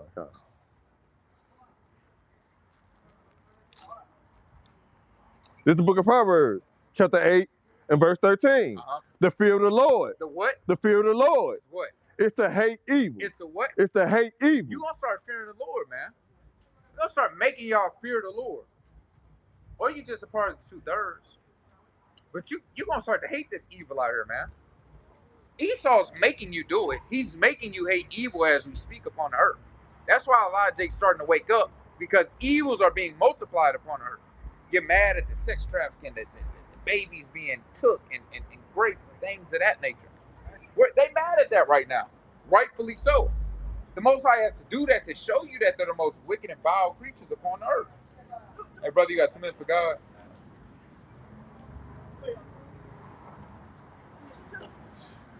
We lost, man. We're lost people. We're lost sheep. It's not cool to and we don't got no damn shepherds, not man. cool to get wisdom. We think we got shepherds. We ain't got no damn shepherds, man. You blind leading the blind. Go ahead. The fear of the Lord is to hate evil. Pride. It's the what? Hate evil. Pride. Arrogancy. Your pride, your arrogancy is going to get you destroyed. Read. And the evil way. And the what? And the evil way. And all the evil ways that you follow. The Most High said in Exodus chapter 23 and verse 2, follow not a multitude to do evil, but you love the evil way. You walk in the footsteps of the evil. Go ahead. And the forward mouth I do hate. And the forward mouth. You speaking proudly and presumptuously, the Most High hates. When you come up here with a preconceived notion, the Most High hates you. Because you don't know what's going on. You had the unmitigated gall to come up here to challenge, be prideful, get bopped over your head, get a Tom and Jerry knot, and walk away thinking you won. That's pride. The Most High don't like that. That's why he embarrasses you. He puts a disgusting spirit on you to rile up. And you look back at that like, damn, I got out of my body. I don't usually act like that. Because you're working on the bidding in the behalf of Satan. Satan charges you. Even if you think you're righteous, you not. But that should show you that you got a damn spirit and a demon on you. Right? Keep going on that. Salaki, my fault. Counsel is mine, and sound wisdom I am understanding. I have strength. Salaki. By me, kings reign, and princes decree justice. And when you read Proverbs 8, 9, you're going into wisdom. You're going into how to dwell with wisdom, what wisdom does for you. Right? So go back to that 9 and 8 and 34. 8 and 34. He jumped down 35. Verse 35. For whoso findeth me, findeth life. When you find wisdom, when you obtain wisdom, when you beseech wisdom, I think it's more on 34. Start 34. Verse 34. Blessed is the man that heareth me, watching daily, watching daily at my gates, waiting at the post of my doors. It says watching daily. What I mean, Matthew 26:41. Yahushua said, watch and pray that you enter not into temptation. You're going to see that all throughout the scriptures, that you have to be vigilant, that you have to watch, that Satan is on the loose looking to devour you at every corner. That's your duty upon the earth. We know how to get this wisdom. We got the blueprints. And when you seek wisdom early, you seek wisdom daily, you're watching, hey, she's well pleased with that. Wisdom can forsake you if you don't dwell with her. Wisdom can leave off, depart herself, and now you can be destitute of the faith. Why? Because you don't got wisdom anymore. Wisdom isn't going to tell you to pray when you're down low anymore because you're wicked. And wisdom, give me whole Proverbs. You can drop the other one. Give me Wisdom of Solomon, chapter 1 and verse number 4. You gotta really, hey, wisdom deep. She's not just a $2 whore you get off the street and you get what you pay for. No, when you get wisdom, you get manifold things you didn't even expect. Solomon's a perfect example. That's why he wrote so much about wisdom, because he had her fully. It's like having a woman holy. It's different between having a woman and having her in whole. You got everything about her, all the good things that you just draw out, right? You're like a person that's able to draw out the best attributes and increase things even they didn't know about. That's how wisdom is, right? So read that. This is the book of Wisdom of Solomon, chapter 1 and verse 4. For into a malicious soul, wisdom shall not enter. But wisdom won't enter into a malicious soul. If you're wicked, if you hate yourself, wisdom can't enter into that, man. Wisdom can't dwell with you. Wisdom, keep going on that. Nor dwell in the body that is subject unto sin. So when these people walk around saying they have wisdom, you can't possibly, because wisdom won't, it's impossible for wisdom to dwell in that body subject to sin. Wisdom flees far from sin. That's why you have to flee off from evil. Then you'll get wisdom. Then you'll be increased. Right? So go back to that. This is the book of Proverbs, chapter 8. And real quick, the end where you left off on 34, it was a little more on that. Start at the watch. But Solomon said, hey, Lord, just give me wisdom. And that's why I said wisdom has manifold blessings, because with wisdom, he got riches. He got women. He had the unity and peace for all the days of his life. That's what wisdom will give you when you wholly obtain unto her. Right, go ahead. Watching daily at my gates, waiting at the post of my doors. Doing what? Waiting at the post of my doors. For whoso findeth me, findeth life, and shall obtain favor of the Lord. And shall what? And shall obtain favor of the Lord. And you're going to obtain the favor of the Lord. Whenever, did you read 35? Read 35 again.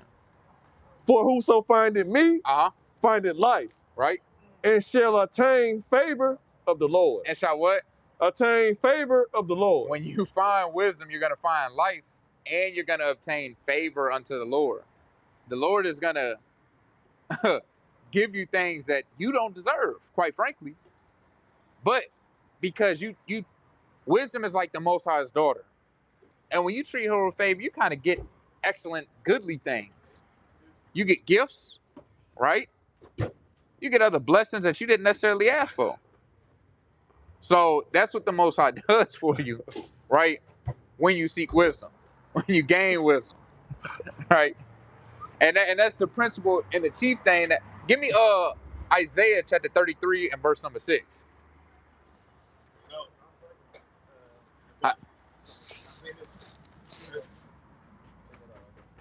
Y'all see yourself on this sign somewhere? Where you see yourself at on this side? American blacks. That what you say your nationality is? Yeah. Okay. Let me ask you this. Let me ask this. What history, where can you look back to for the conception of this? When does American black start? What nation of people is that? Where's the kingdom of that in the language?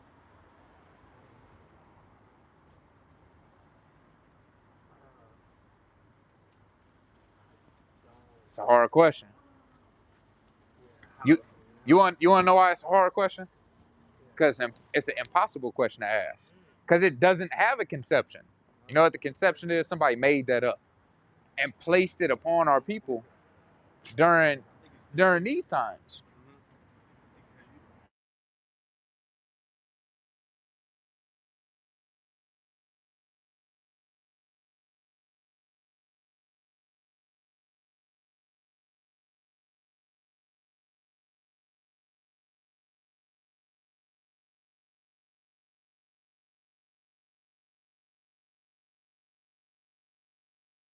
Did we just spawn on the earth one day, like Call of Duty?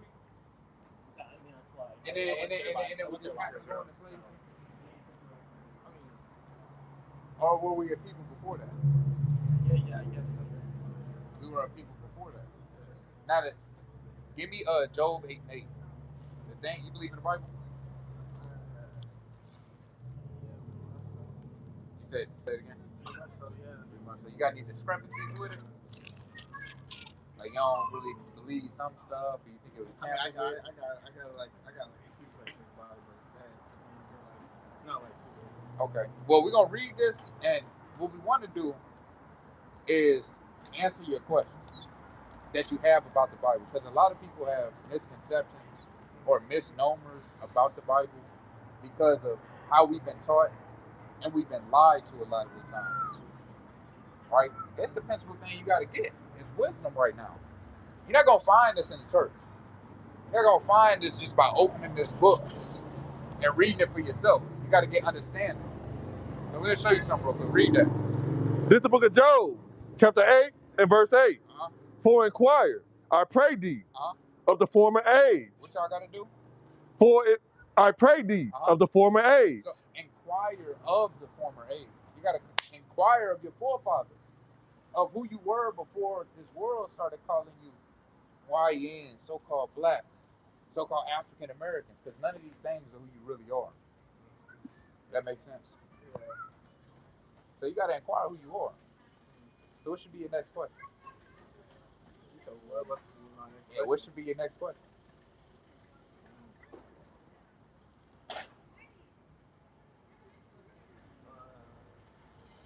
Next question should be, who are you? Who am I then? What nation of people do I go back to? What is my heritage? What are the customs of the people? That should be your next question. Yes, do you not want to know? Because if you don't want to know, we're not going to force you to hear it. It's up to you if you want this. We out here for people that seek learning. So do you want it? Oh, better yet, we'll give you a flyer, brother. Check it out on your own time. All right. If you got any questions, hit us up. All right, brother. All right. What's going on with you, brother? What's going on? So I doing some research and stuff here and there. You know what I'm saying? Coming across certain, you know what I'm saying, platforms and stuff that's teaching certain information. But I have yet to come across anybody to explain to me. But right now I'm digging deep in the Native American stuff, but not Native American. Right. You know what I'm saying? Because they that term means something different. Right. But you know, I'm finding out the whole story. You know, everybody got their personal story. Not everybody was slaves and stuff like that. So I got asked because I'm not gonna say I teach, but I you know, talk a lot about the zodiacs and Zohar body and stuff like that, your light body and stuff like that. And somebody asked me about the 12 tribes of Israel, you know, Israelites and stuff like that. I didn't know what to tell them. You know what I'm saying? So all I could tell them was these 12 tribes were, I don't know. I really don't know. So I'm, you know, inquiring a little knowledge. Well, I got some free. Okay. Give me Deuteronomy. I believe it's 23 and 16. Spirit. Okay. Yeah. Yeah. Yeah.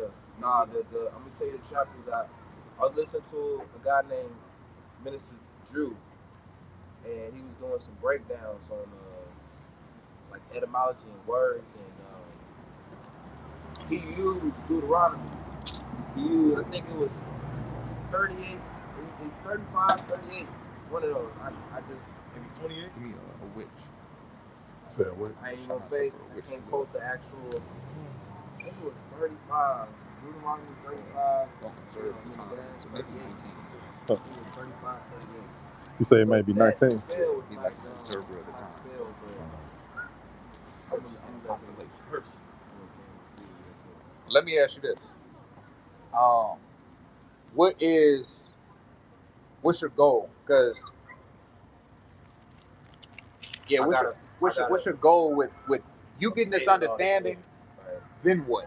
Like, what are you gonna use it for? So to rectify the knowledge that I keep getting from everybody else, like the answer, the questions that people keep asking me about this particular system of learning. I'm just not all the way in on the Israelites. I've kind of done my research on the slave thing, done my research on the Native Americans and how we are indigenous Americans to this land. You know what I'm saying? My family personally, you know what I'm saying, can't remember being on the boat from me to my mom and my dad's side. You know what I'm saying? And it's just, you know what I'm saying, I feel like I'm one of the storytellers. Well, I say that for a reason, because we want you to get the information sincerely, but not to debate it. Because getting this and mixing it with the philosophies that you have now, they're not gonna work.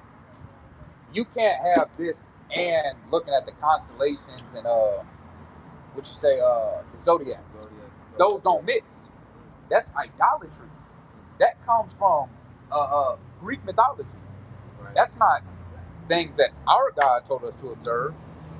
So that's why I asked that, because if you're trying to get the understanding of this, well, to what avail? Are you going to cast away the idolatry? It depends. Or are you trying to find the right way? Like what? That's what I gotta know more information to see if it's right. You know what I'm saying? Okay, we can walk with that. So, Right, we can walk with that. You know what I'm saying? It's like just like how somebody just walked through. Right. I talk a lot to people. You know what I'm saying about what I know and what I've learned from the master teachers that have taught me. Right. I give out all the credentials so people can look up what I'm saying themselves. Yeah. Verify. I never just like spewing. I don't like spewing off random information. That's why. That's good. I feel like I've been called to learn more about this because, like I said, I've done so much of the experience research. You know, I have to dig myself up out of that. Yeah. You know what I'm saying? Then, the constellations, part of the universe, all that. Yeah. And then you got this factor, this section. It's a lot. It's a lot. It's a lot to try to figure out the way. And you know what? We've all been there. That's why I add, I don't think you're being facetious or deceitful. Right. That's why I wanted to inquire about where you was going with it. So we're gonna read you a few things, and we could definitely get in depth onto what we teach and the understanding of it. So read this. I'm starting at the top. Go ahead. This is the book of Deuteronomy, chapter 18 and verse 9. When thou art come into the land which the Lord thy God giveth thee, thou shalt not learn to do after the abominations of those nations. So when we come into who we are, we're not to learn after the ways of the other nations, because that's going to lead us astray, because they worship everything. Like with the zodiac signs, what they do is they predict how your day is going to be. And the space and place that you got to share with others. So by the month of you being born determines your position in life? No, but you got to understand where you start from. You got to understand. So like the zodiacs is. Are you good, brother? So what I understand the zodiac to be is, you know what I'm saying? It's 12 zodiacs, right? Is it 12? Mm-hmm. Zodiac? Yeah. 12 months. 12 months. Yeah. So you got 12 zodiacs, but these 12, go ahead. Thank you. That's a good one. But these 12, you know, would represent, I'm trying to say the right word, but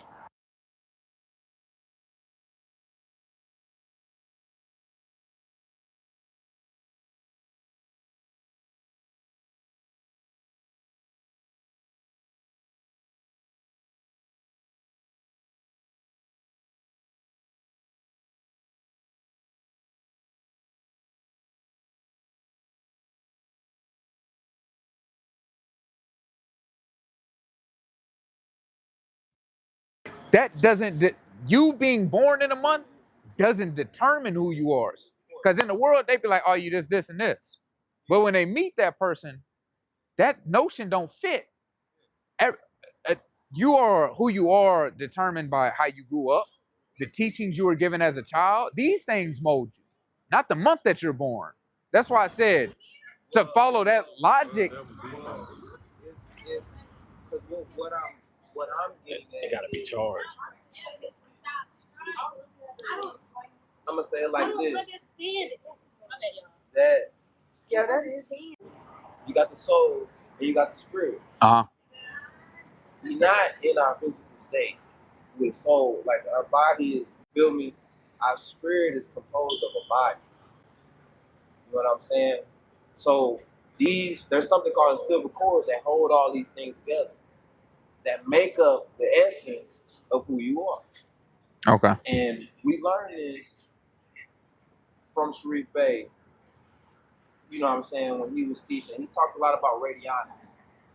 You know what I'm saying? I'm not sure if y'all heard about radionics before. Nah, I ain't never heard of it.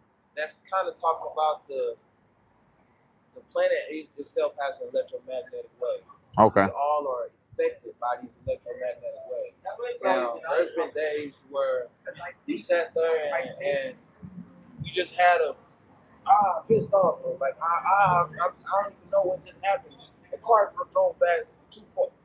The car drove past too fast and it just pissed me off, right? These are energies that are on the outside of us that are manipulating the inside of us. Right. So we have to know what we are experiencing. You know what I'm saying? So we use that system. They came up with that little zodiac system to explain our inside feelings. That's who came up with it. Because that's the I'm thing. gonna say God because there's a thing called gnosis, to where you can find out, you can learn something without somebody teaching you. Well, hold on. The Lord tells us not to do that. That's what I'm saying. What are we going by? What are we being governed by? All these things play a part. What's the conception of it? How do I explain it? Who came up with this? When you go into those ideologies of the constellations, of the zodiacs, those, like, you could literally look up your zodiac and what things are going to be for the day, and they'll tell you you're going to have a terrible day. Right. Now, if you believe that, what day you think you're going to have? Because you already got it in your mind, I'm going to be pissed off today. So now you're going to find something in your subconscious to be pissed off about. It's like somebody saying, yeah, I'm a slave. You're going to have the mindset of what? A slave. That's why the things that you attribute to yourself, we agree, like, it's what he's saying is half there. It's spiritual, but it's not a zodiac spiritual. We believe it's spirits, but the only way for some people to comprehend things, they have to attribute this to it. And then what they're doing is making up something new to understand this. And we understand why people do that, because sometimes you be like, damn, there's no explanation for it. There has to be something for it. So real quick, we're gonna read this for you. You have something? Yeah. Read this. This is the book of 1 Corinthians, chapter 3 and verse 19.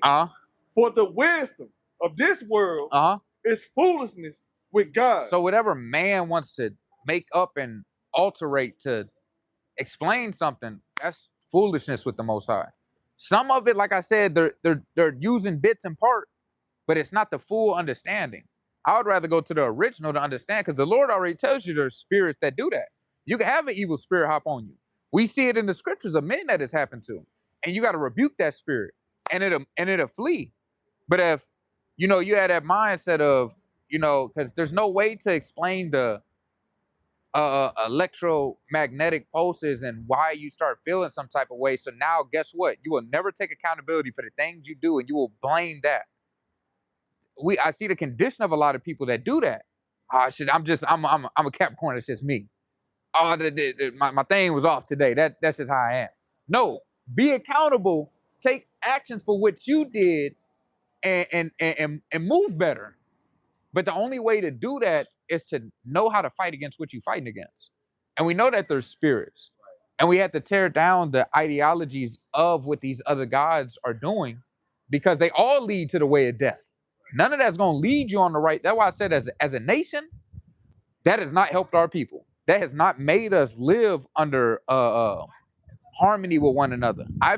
We've talked to people that believe in that, and rash and violent over civil conversations and disagreements.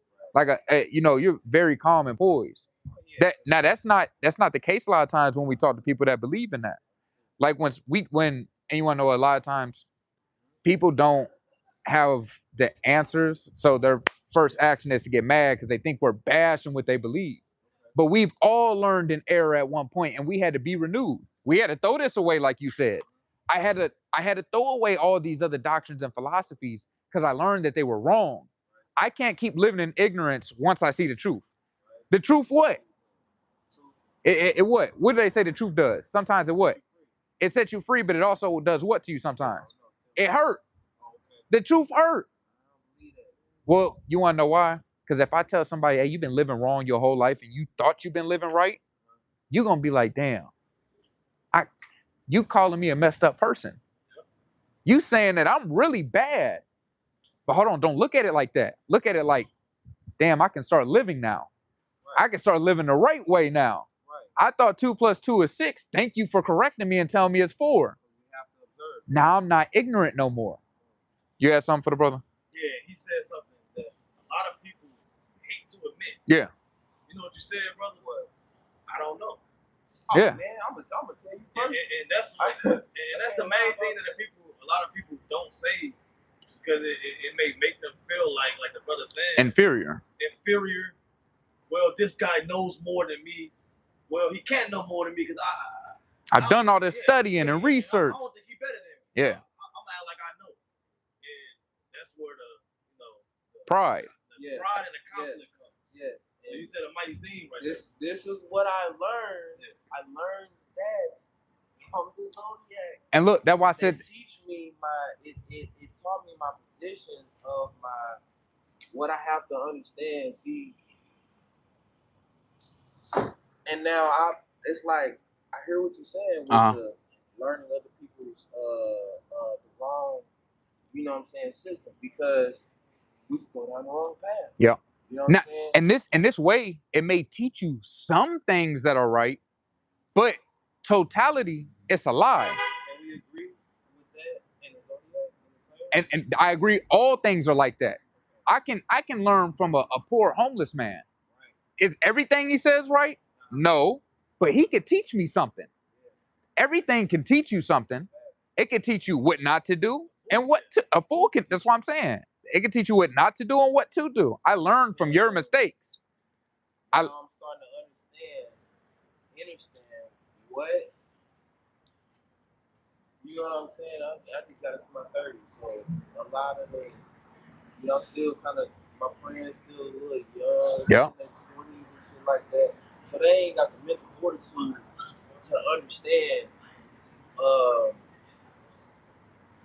certain things. Yeah. They just don't have the mental fortitude to understand certain things when it comes to, you know how the youth doing. We watching it every day. They fucking killing themselves. You want to know what? It's not that they don't have it. They don't care. Because they love they this. Have been bombarded by the world so hard that they have, now this is what I've learned. These frequencies that affect us, when you think you're not affected is when you get affected. Right. So these frequencies that actually have an effect on us cause us to actually shut down. These frequencies actually shut down our different light bodies, right? And I'm looking at it like this. The kids that be on the bullshit, even the older adults, they ain't learned. They still be on that egotistical type of way. Yeah. That's the only body that they use. They use that one emotion. Yeah. That one emotion. Yeah. The zodiacs are our emotions. You know what I'm saying? Like this is why I say. Why you say zodiacs, we're not far off because we're saying it's a spirit. Yeah. I'm just not attributing it to that word because you want to know what that comes with? Power in that, not in God. That's why I say you're not far off. It got a bit of that truth in there, but you gotta come into the totality of it now. Because now people start worshiping the zodiac. Because that's why I said now that's another God. I understand what you're saying. But we agree with that principle that you just made because that is true. It's that's why they always say you can't teach an old dog new tricks. A lot of old people are just stuck in that stubborn, old, rebellious way. We have been put asleep. All the rest of our bodies have been put asleep. And that's what I learned. To get to the higher consciousness, everything is circular. You got to precept. Right? It's not linear. Everything is circular. So the you that we can think of ourselves as there's a higher being within us, and then there's a lower being within us. My dad is, he's passed away, but he taught me a lot. He told me the one thing I need to know, son, everybody got it in them. I said, what's that? A demon. Yeah. Devil. You know what I'm saying? You got the bad shit in you already. Yeah. So you can see. Yeah. You know what I'm saying? And whether or not, it just depends on what little frequency you fuck with out with. You feel me? Because like the frequency will allow certain entities to thrive. Right. That's how y'all got the smoke going, right? Yeah. I'm gonna call it Palo Santo, even though it's not that. But it's like creating this good energy around y'all. Hey, now when I was walking down the street, that's the spirit. And I'm arguing with Shorty. I'm having the worst time. Yeah. But some tell me that's the youth. Don't even worry about them. Yeah. Being foolish.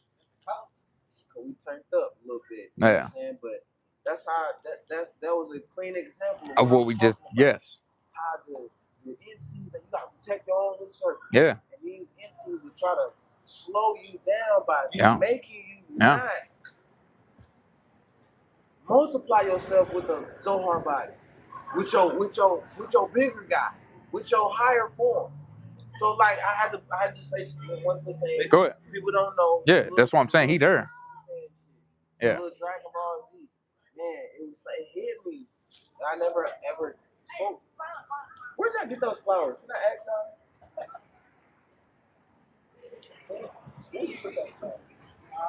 The flowers for conversation. Okay, I thought it was up the street. Yeah. You guys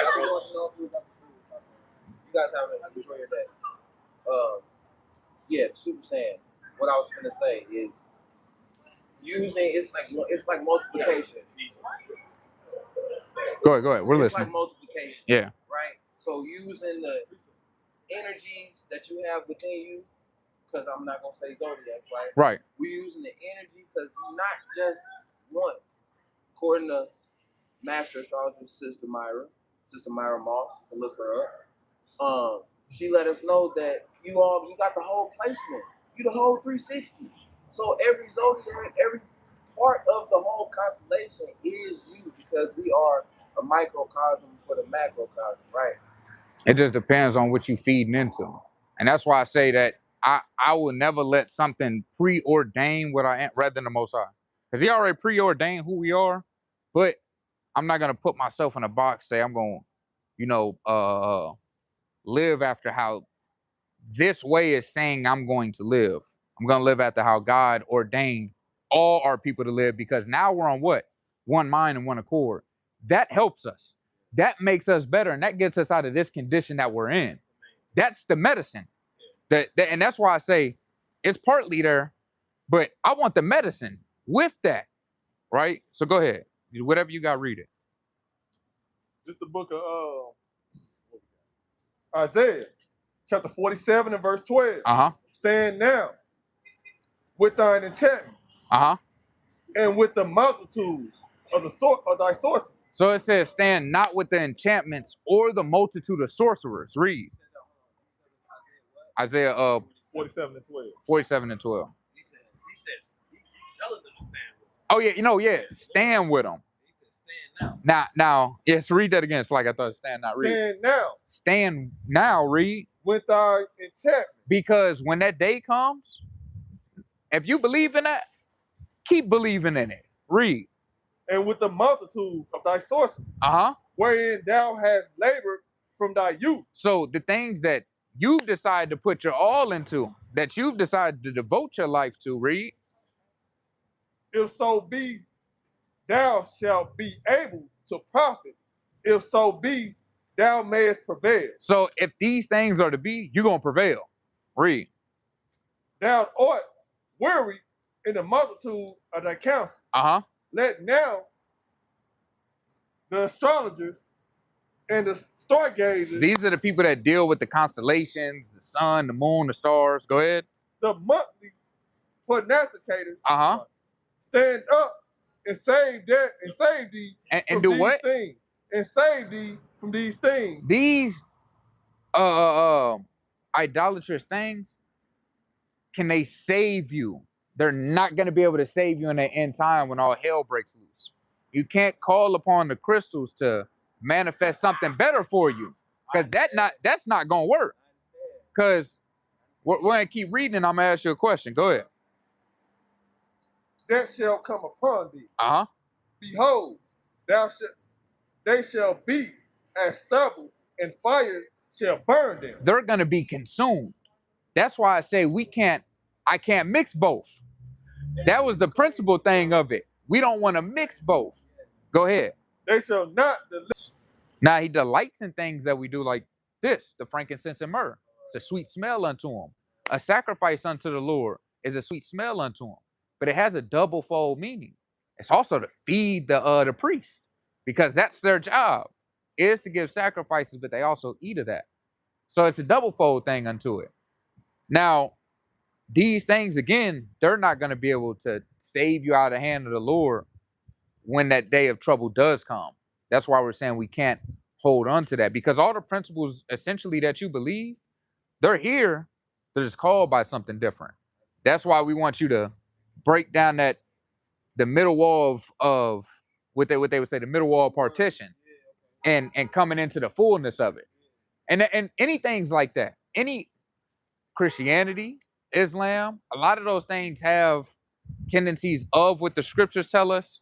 It's just somewhere they go to the left, and we never see our people prosper in it. That's the problem. If it worked, it would have already worked.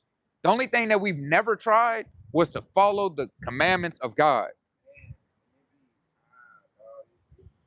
Because I'm gonna ask you this, as the listening, to the master teachers that you have, how do you feel you're walking as of now? Are you walking good? Yeah. I don't feel. I honestly feel that. Look, we so more than it's like y'all checking my knowledge. Right. Just research and went over, because the scripture I got yesterday, we'll use the scripture to go along with. Yeah. You know what I'm saying? I got Isaiah 48:3. I foretold the former things long ago. From the beginning, yeah. My mouth announced them, and I made them known. Yeah. Then suddenly I acted, and they came to pass. Yeah. So that's where I'm at with it. You know what I'm saying? It's like understanding the real word of God. Yeah. You know what I'm saying? Yeah. And how we have to, as I'm gonna say this as the youth, right? Yeah. You know what I'm saying? My 30s, still youthful. For sure. You know what For I'm sure. saying? we still learning, and I feel like I'm gonna just say this. You know what I'm saying? I feel like God, universe, whatever, sprinkled all these little things around us just so we can really get back to Him. Get back to the truth. So that's why I came to, you know what I'm saying, really ask y'all what the 12 tribes of Israel and the Israelites really is. You know what I'm saying? So it's about the so-called blacks, Native Americans, and Hispanics being God's chosen people. These are the people that that's why when you look at the conditions that we live in, the so-called blacks, we say so-called black, because nobody's the color black. We say that for the simple fact, the things we go through, we find in the scriptures, and we find why we went. That's why I said and I'm going to use this because this is, something that you have an understanding of that you can relate to. I'm not picking at this to jab at you. I just want to make sure. Same like the Zodiacs. They can't teach me who I am. They can't teach me my forefathers, my foremothers, and like when you first walked up, we was talking to two young brothers who didn't give a damn.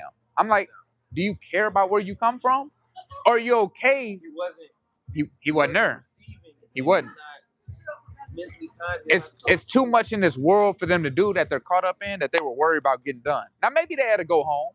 Cool. That's why I say, just check this out. At the most I put it on your spirit, just check it out, brother. We're not gonna force you, right? Like say R. Kelly, we're not hog tying you and putting you in the basement, right? But we're gonna get this information out freely. So that's why I said, look, check that out.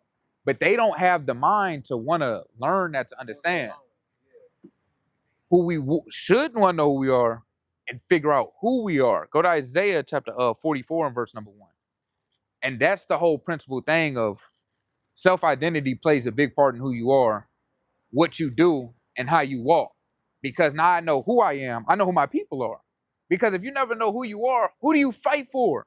What do you fight for? When that hat get thrown up at the Alabama brawl, because civil wars and insurrection and race wars are coming, we see it on a minute level. This world ain't getting no better. Just imagine when it keeps ramping up. What manner of person are you to be in that day? Who you gonna fight for? Which side you gonna pick? A lot of people pick the side of their oppressor because they think that, oh, he's not like that. You're a damn fool to think that. We see the accounts of when you go. Broke down the words that when people say that, Yeah. he's not like that. It puts an incantation on you because you actually stating that you're scared of this person. You have fear about this thing happening. And you know what? You're admitting that most of them are.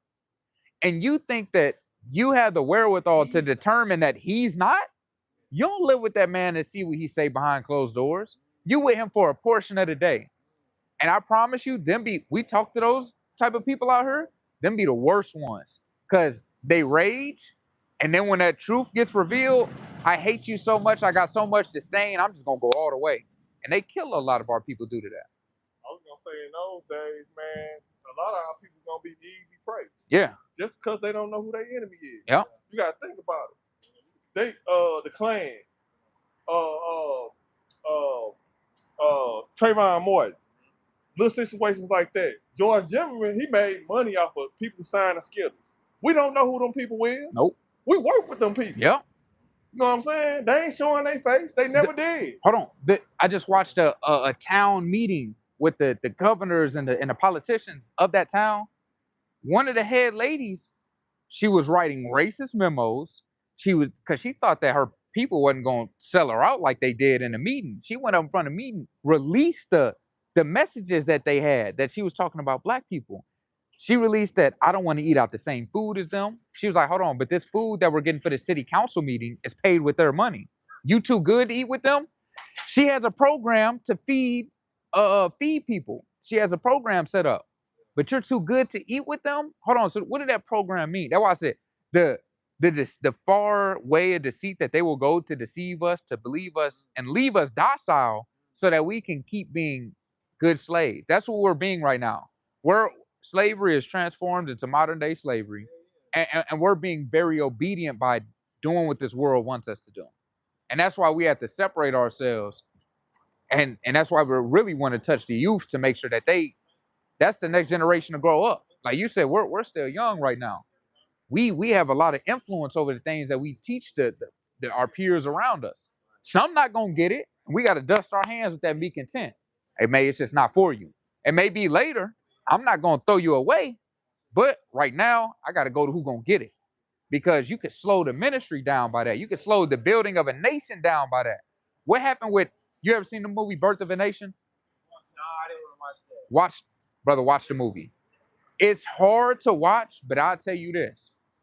When you look at it at the mind that you have, you're gonna understand a lot. It's gonna piss you off, but that's good. The Lord say, give me Ecclesiastes 7:7. That's why I said the scriptures talk about everything.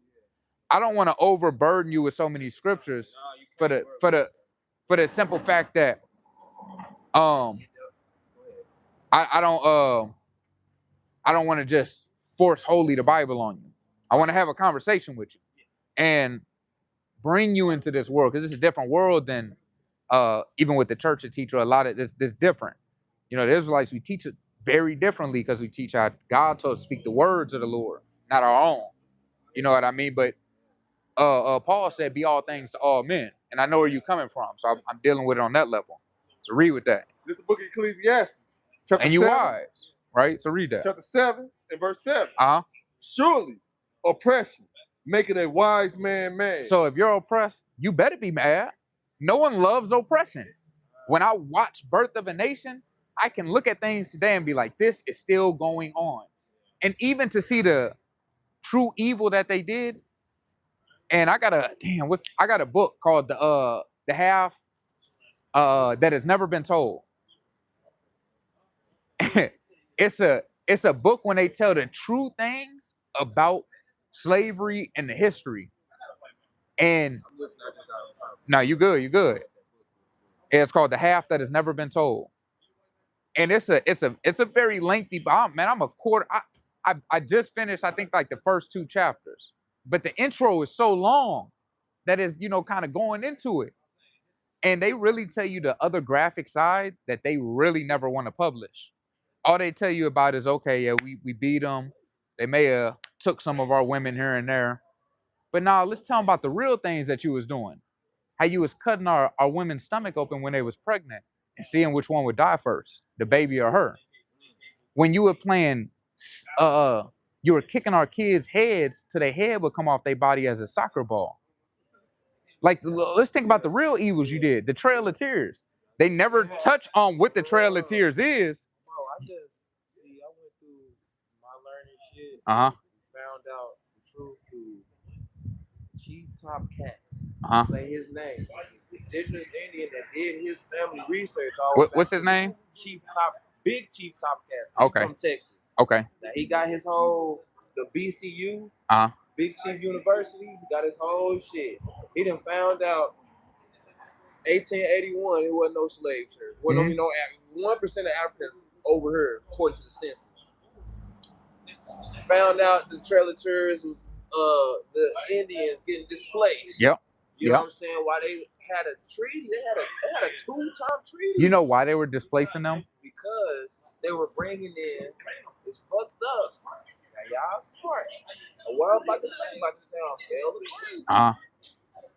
The Mexicans that we think Mexicans today are Chinese slaves. They're descendants of Chinese slaves. Okay? I would. This was. Well, let me ask you this. Like, do you mean these brothers right here? Like, cause that's who the world. Now let me say this. I would disagree, and the way I would disagree with that is, if they're Chinese people, who are the Chinese people in China? They are. You gotta think about this. Are you saying they're the same people? These are just the ones that was brought over. Assimilated. They got assimilated. So we had a deal with matter of fact, the proof of all this shit is in 1904, the World's Fair that we had here.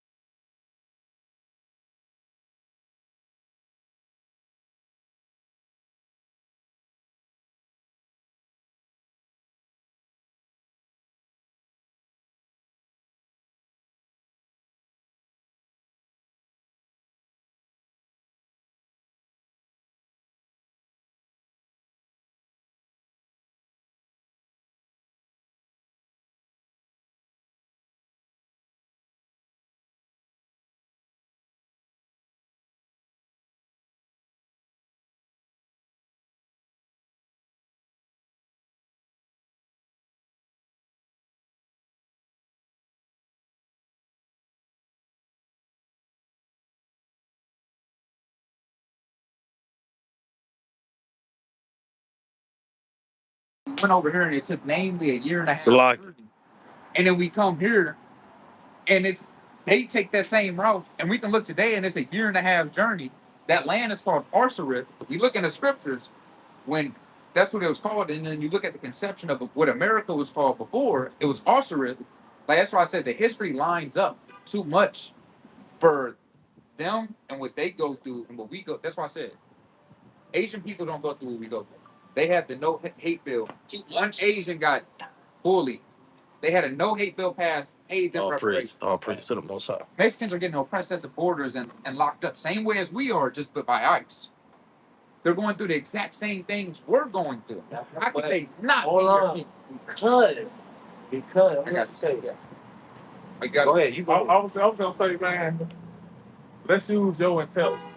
Right. We gonna break this down right now. Right. Because Oh my gosh. you going off of how they look. That's what you going off of. No. But I'm gonna keep Because you see, look like them. They look like us, right?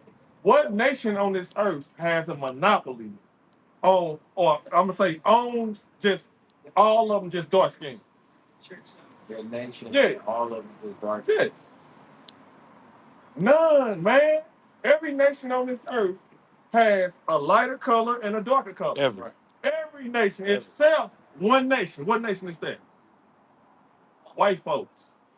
So they got Mexicans can be just as dark as us, or just as light as them with woolly hair. Yeah, no, they do got something dark. Name one name. What can an East Indian look like? Darker than you or lighter than them? Yep. The only people on this earth that don't have melanin or can't be light to dark are white folks. So you can't. So when you say look like them, they didn't all look like us. Never. Yeah. Never, ever. The scripture tells us that too. That was they look like how they look now in 1400. No, I'm saying they didn't all just look one color. You saying they all look like us, and you would never see that. Hold on, the brother who you speaking of in Texas, what do he look like? He's a little light skinned. He a little darker than you. You know what I'm saying? Like lighter than us. Like shit. He right in the middle of like, you know what I'm saying? Same thing with the Mexicans. They all come in different. Native Americans, we agree. Some have long, stringy silk hair. Yeah. We agree? Yes. Because when you look at the Chiefs, a lot of them have long silk hair. Strong cheekbone. Yeah, strong facial features. Now the Bible describes that as well. Not the natives. No. The natives are Genghis Khan people. No. You talking about the $5 Indians? Yes. No. Yes. We not. Yeah, we're not We talking about the ones that was originally like the indigenous people. Okay, we got to because the native word is a little different. Yeah, we got it. So the indigenous people. Mm-hmm. They had, when you look at the ancient pictures of those chiefs, some of them had stringy hair. Here's what shit got fucked up though. They done took our books and redid them. Hold on. Are you saying those aren't the people? Facts. Okay. Because so how do I know that this is how I'm finna tell you. I'm finna tell you how. Because I want to know what texture hair he has now. He got woolly hair. Woolly hair. If he has stringy hair, would it change? Yes. Okay. Yeah. Brother, look at my hair. My hair isn't necessarily woolly. Right. It's a little curly. Mm-hmm. Is that what we're basing it off of? Because genotype really doesn't play a part in who you are. How can it not? Like he said, you could have a pure cocaine white child. Adios. They call that an albino. Right. But he's black. Okay. Now I say black for the simple fact that he comes from what we classify as black people today, Right. which we would say is Israelite. Right. He's still an Israelite. He just has cocaine white. He got zero melanin in him. Now. White people do not have melanin. Yeah, they have melanin. It's just very small. But what I'm saying is, that doesn't change who he is. Same way, if they had straight hair, that doesn't change who they are. Because again, you could have. You agree with me with saying this? If they came over, just listen to this concept. These. Now we have already debunked the ice walk. Yeah, like the ice walk. That never happened. Yeah. You know what I'm saying? Where these people come from is really the Indonesian islands. We would agree. because the Japanese slave trade, if I'm not mistaken, it was the wait, let me not get mixed up real quick, because You talking about them going into slavery or them placing the us in way slavery? they was already putting themselves in slavery and shipping their own people out across the world. Okay. You feel me? So their new job as these enslaved Japanese motherfuckers. And I know this because I watched you gotta watch that movie, The Last Emperor, the King Dynasty. Okay. The Last Emperor really showed how everything got changed around. You know what I'm saying? Within World War One, that changed everything. But what was going on was at that time in the early 1800s, right? No, I gotta go back to the 1600s is when they started to explore. When I say they, let me get my story all the way right real quick. I'm saying they. I'm saying the ones that got defeated, Genghis Khan people. They already knew how to navigate the waters because of the Americans. Nobody knew how to navigate the waters to America but Americans. You know what I'm saying? We was already going into trading with Africa and them and doing stuff like that. When they be like there with the only the fuck, I'm trying to say this the right way. Only the World's Fair will show us and have shown us the evidence of the treaties that everybody had came together to make this whole PSYOP thing. Now the PSYOP was to bring in from the Indonesian spot because it was nothing but black people there. Okay. They look like me and you. All right. You know what I'm saying? Now that what we know as Indonesians today are the assimilated kind. They had, hey, if you want to be a slave at home or come over here and redo their shit, what you gonna do? Okay, you gonna go over there and redo their shit all the way up until ain't nothing left for them. You feel me? Now, the migration from the Indonesian islands and we getting displaced from Mexico, getting shipped over to Haiti, all that shit. They got now at the same time that there's the African slave trade. You know what I'm saying? They got or the Atlantic slave trade. You got the Japanese internment camp going on at the same time. So the story, you gotta think about where they get the word the blues, St. Louis blues. I have to look that shit up. Where they get that? Where they get that from? These things are called the Little Brown Boys. That was the Little Brown Boys was Indonesians that they had brought over here to play as indigenous Americans. And these motherfuckers came over there during in 1904. In 1904, they taking pictures of these motherfuckers while they in these little huts. And then they can sit there and, you know, what's his name, McGraw-Hill? The guy that do the books for school? You know him. He done took all that information right there and put it in the damn books to make it real. But look, So here, they don't claim to be native like Who? like with what we would say is Native Americans or indigenous. They don't claim to be that. So when you're saying that they came and Native did that, Americans don't claim to be native. no. The Indonesian. The Indo, no. So-called Mexicans. Oh, yeah. Because they don't know. No, hold on. But you're saying that they were assimilated to do that. It was a psyop They to were assimilate them to do it. Chinese. They No, were I'm saying, Chinese. I So look, understand. they had Listen, assimilation. let me make sure I walk with you real quick. Okay. You said the assimilation was to bring them over here, and the psyop is to say that okay, now they're the indigenous people, and to trick and to say okay, these aren't the indigenous people no more. That's where you get the $5 Indians and things from. We understand that. That kind of that $5 Indian shit washes a thin layer right on. It's like the icing on top of that whole For cake. sure, but let's just use it so we can be careful with each other, so I can make sure I understand. Okay. Mexicans never claimed that the so-called, you say it's native today, Native American. They don't associate themselves with them. They don't say that I'm a Native American.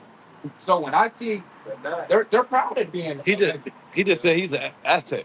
he's a, and that goes back to history. And That Maya. shows that there are different people because they were conquered by a different people. This is where the story is told differently because he don't know that he ain't an Aztec.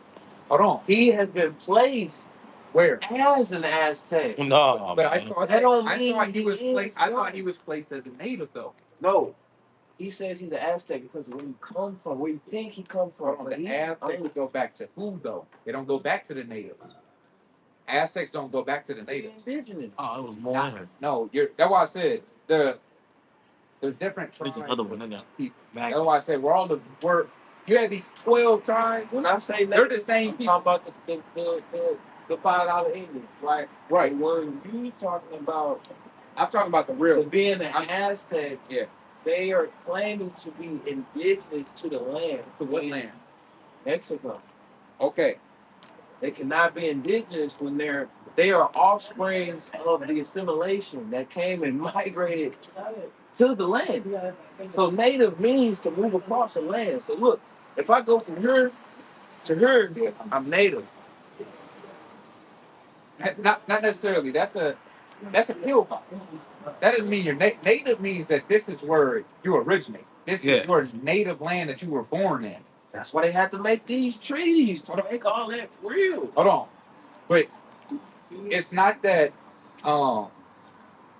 It's not that they went into Mexico to have them tricked. No, they were conquered in Mexico, and started the Mexicans who we know today. They were conquered in Mexico. That's why they speak Spanish. Yeah, that's what we were just talking about.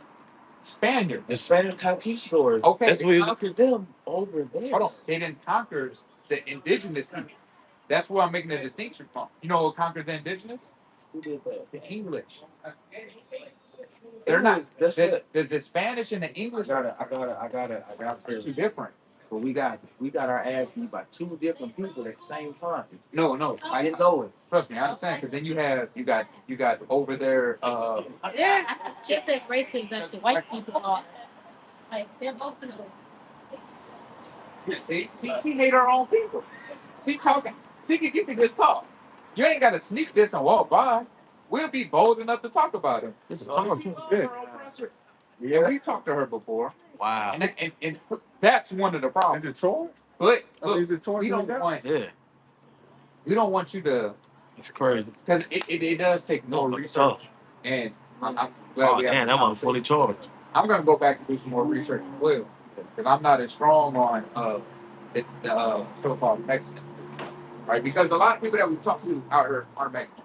Yes. You know, I know a little bit about the history of the Mexicans, but I know chiefly about the so-called Haitian, Jamaican, Yeah, that's why and the so-called black people. this is why what I've been learning from my guys is going like this, like the Israelites, the 12 tribes over here going like this, and it's like the shit that I've been learning is about to do this. It's on me. You feel me? It's like right here because they using the same teachings to you know what I'm saying?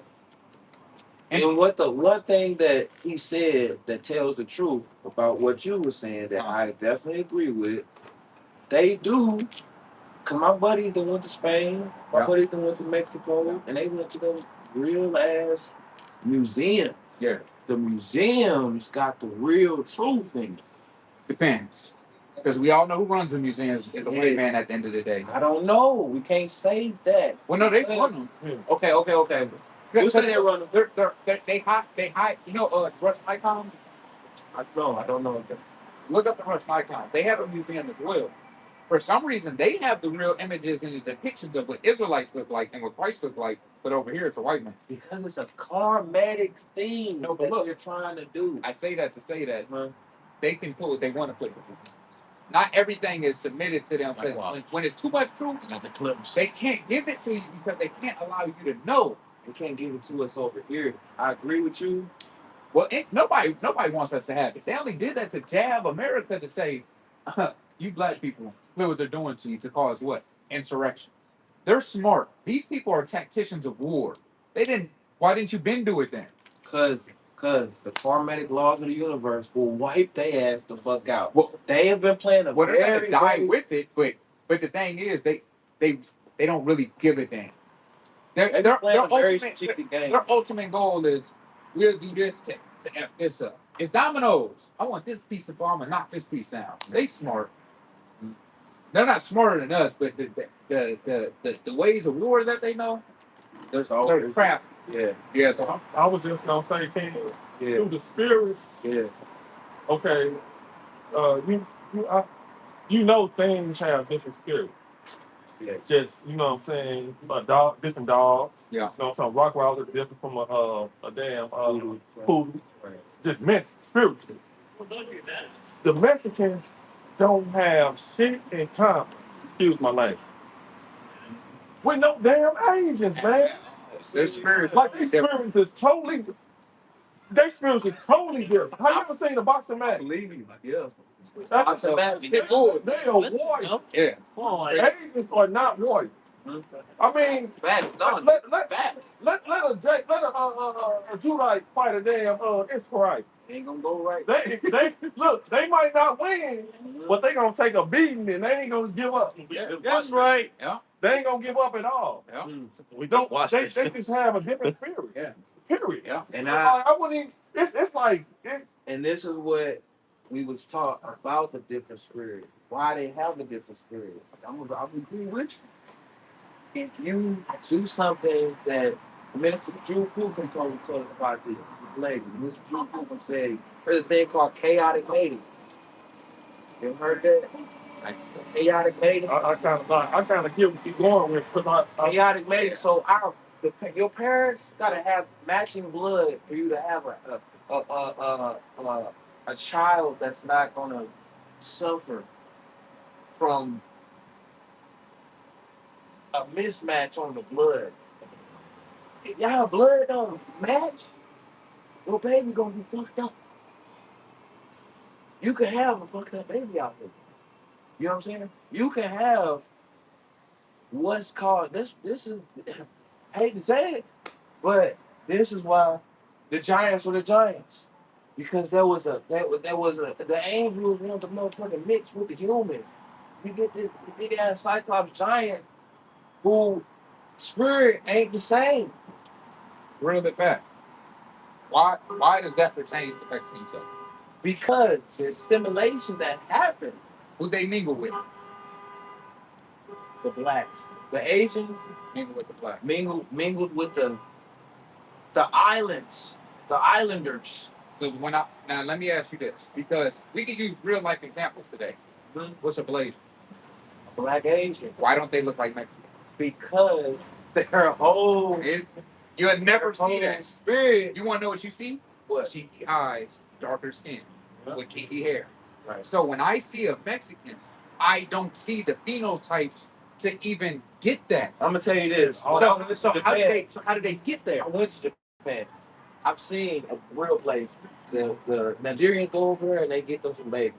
They're different people though. But listen, what they are called over in Japan as black, whatever, mixed breed, they call them half-bloods. Oh. But do they look like Mexicans? They are the black people. No, you gotta understand. But I'm asking. I understand what you're saying, right. But there's a distinguishing marker about them. That's why I'm harping on it so much. Mm-hmm. Because when does that marker go away now? Because if I see them assimilate into our culture, you want to know what ends up taking back over? The dominant feature of them looking like this way. So how do Mexicans assimilate in there? And your mother's mitochondria carries your mother carries the mitochondria. You are who your mother is. No, you are your father. No. Let me. I'm using an analogy. Really? Now we had a disagreement right now. I ain't gonna move your head. I'm still shaking shit though. Look. You know what I'm saying? I'm gonna give you an analogy. Yeah. Who holds the seed, the man or the woman? The seed is held within the man. Let me ask you this. The Lord has designed us to be agricultural and husbandry, workers of the field in a sense, as far as that's how we eat. Jesus We was till born the deity. right. Yes. We till the field. That's how we eat. That's how we made our money and our riches in the ancient world. Fact. Now, if I have an apple seed, a orange seed, any type of seed, and I plant it over here in America, let's just say an apple, and what's gonna sprout up? Apple. Apple. If I go plant it in China, what about Nigeria? Okay, use the same logic. Man holds the seed. You plant your seed into the woman, no matter what ground it's in. It may be in a different ground. What's gonna pop up? See, when you talk about human genetics, you gotta talk about that mitochondria. The mitochondria is the only thing that's different with the apple tree and Well, your whole the offspring. your whole makeup and structure comes from your father. Your spine, the placenta that's in your mother's womb when she had you. You know, your spine is what literally makes the sperm. That's your spine is made up of that of the sperm. That's what builds first. Okay. So when you go into the molecular structure of the baby, it's made from the sperm, which is the seed. You know what helps fertilize it? The woman. Just like the ground helps fertilize that seed to grow it into what it is. She's very important. But that seed never changes when it gets implanted into the woman. It's always going to be that seed. So that's the first foundation of a child. When you go into you have Harvard studies and Stanford studies that show that a child is that's why you take the father's last name. We've always known this throughout the annals of time, but even history, science is showing it now that you're closer to the father than the mother. You have to redo the research. You want to know why? The father can change if you being a man or a woman. The woman cannot change that. You know who determines the father's seed does? A woman only she can only produce one type. So I got a question. Well, I think it's I think she doesn't have the X or the Y chromosome. We have that. We have both. Whoa. They only got one. Huh? They only have the X. They got the X. They don't have the XY. Nope. They got the double X. Yep. So they the ones that We are the ones that produce either or. They can only produce this certain chromosome. That's why the gender determines it's the man seed that does that, not the woman. Now we have a disagreement. Slightly. Because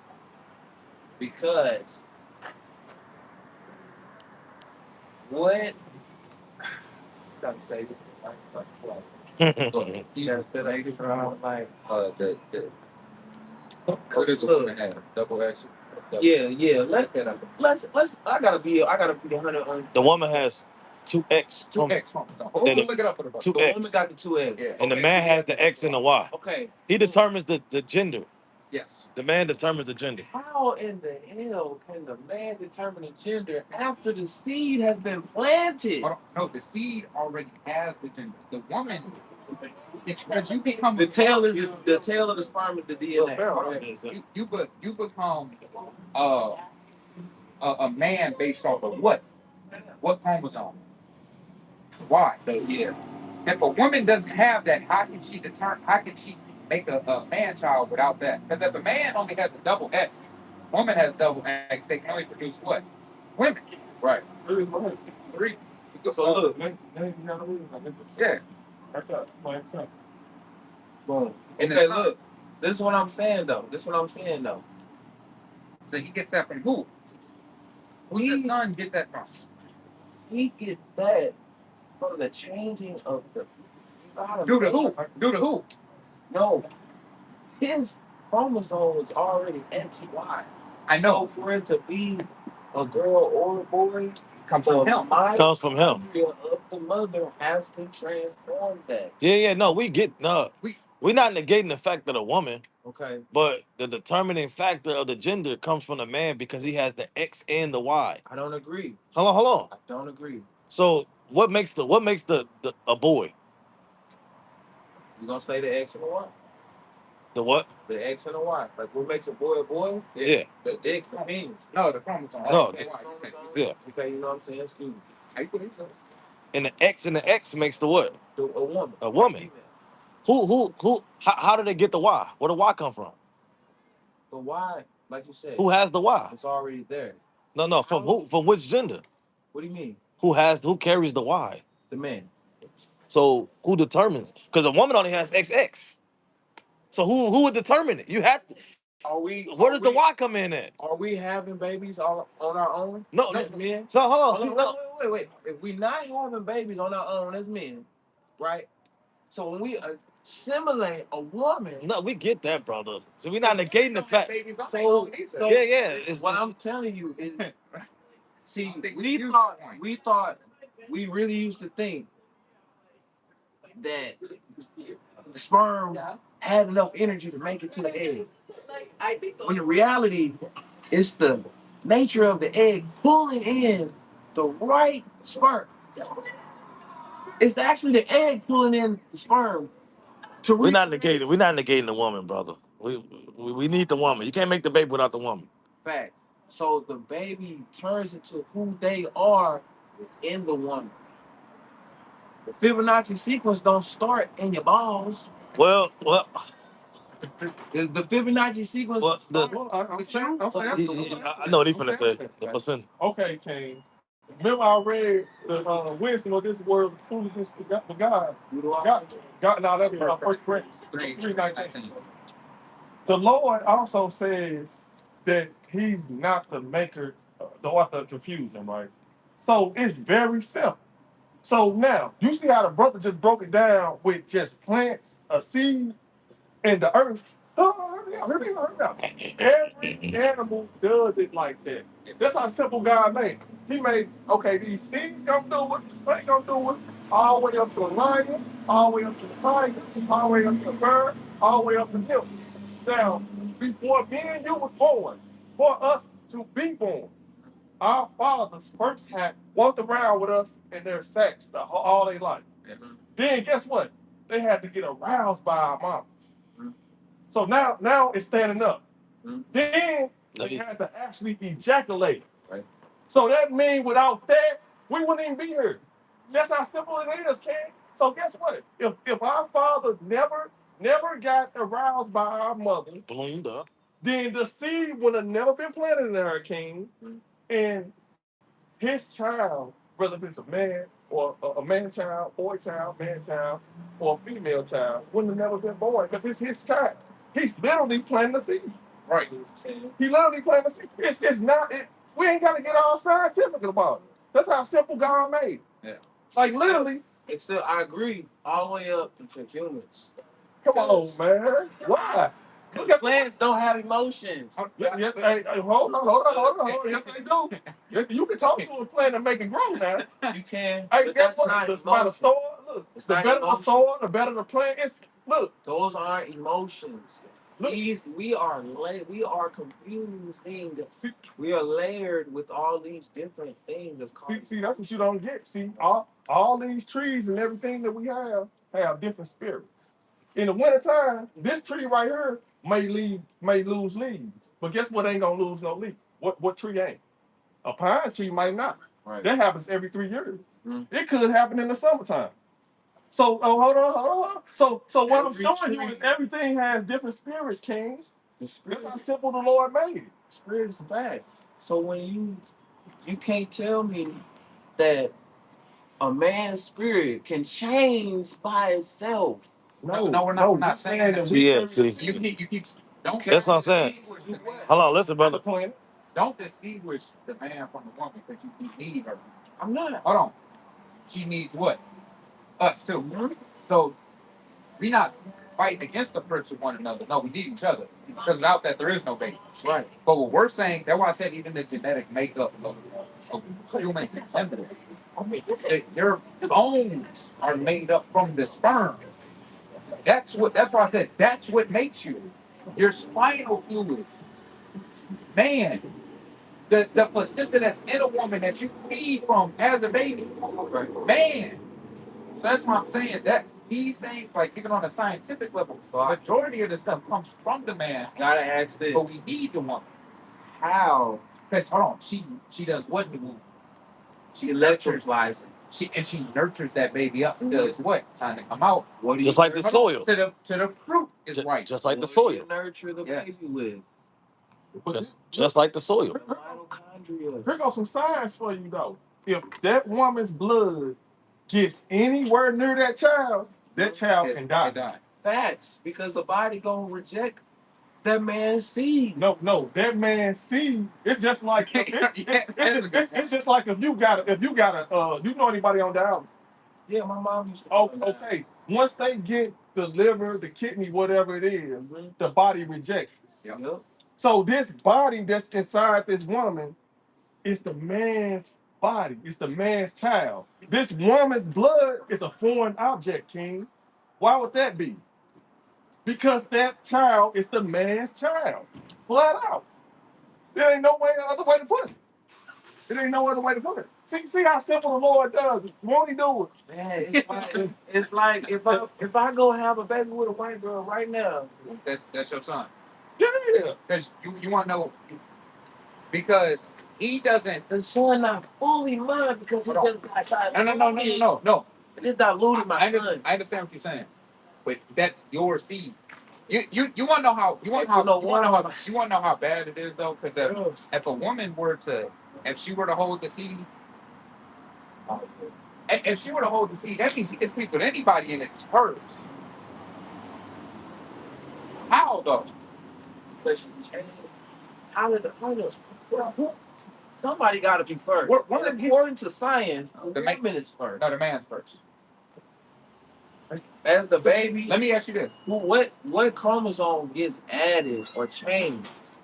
The Y or the X? You got two X's for a girl, right, and a Y. So who determines it? So who determines it? I'm gonna say the mother's mitochondria. Because it has to. That sperm and that egg. That means the Y chromosome is stronger than the X to change it. Something gotta be. But who makes that? The man. That's what I'm saying. Like, how can you make it when you came from your mother? You came from your father first. That's the whole point.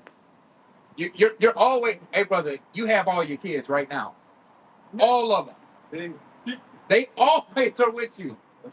She hold them for 9 months and that egg drops every month. Mm-hmm. Where's life? That's death. It bleeds and grows a new one every month. Mm-hmm. The life is always with us.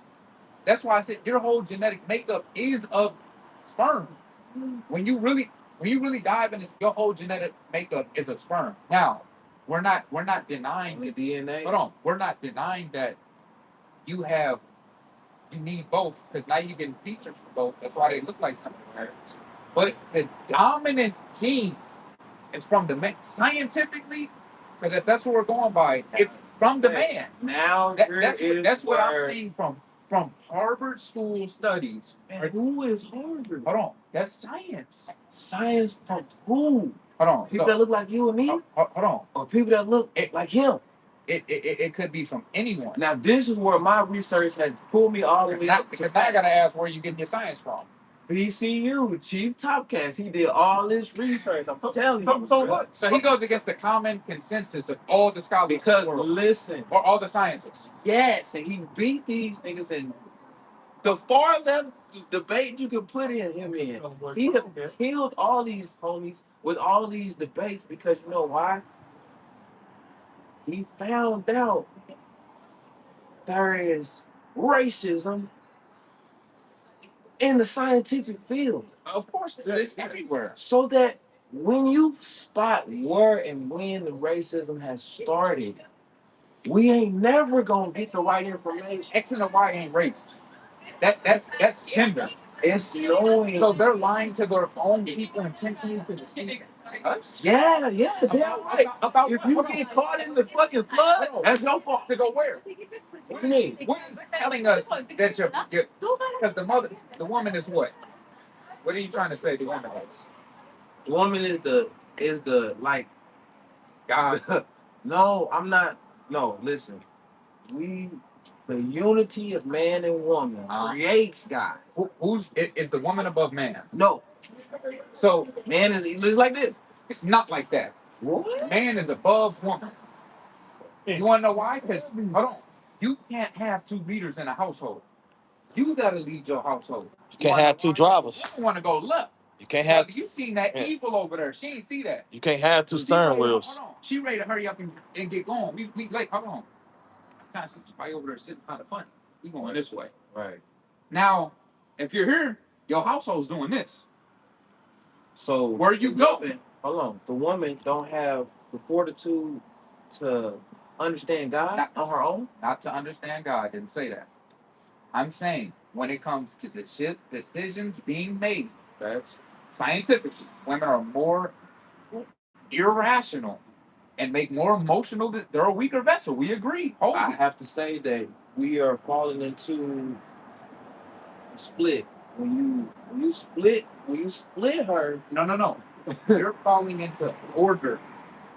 When the order when your wife submits to you, when your wife submits to you, and as the nature that we have as men, and we're able to lead, there's way more order in that. The household is in way more peace when a man is able to lead his household how he's supposed to. We're gonna mess up. Right. She's gonna have good ideas. Right. It's up to us to have our discernment to say, okay, I'm gonna weigh the options. But at the end of the day, it's your choice. And you humbled her. She didn't humble you. You put her on her back and laid down with her. You did that. The whole mechanism of how we even marry a woman and lay down and these things is humbling the woman. How could y'all be equal when even after that is? You know what I mean? We have two chiefs in the house. That's what I'm saying. Y'all chief, y'all just sitting up. But she has a part to play. That never negates what women have to do. Because they play a big part in what? Being a pillar, holding up the house. Hey, but you got to build this damn house.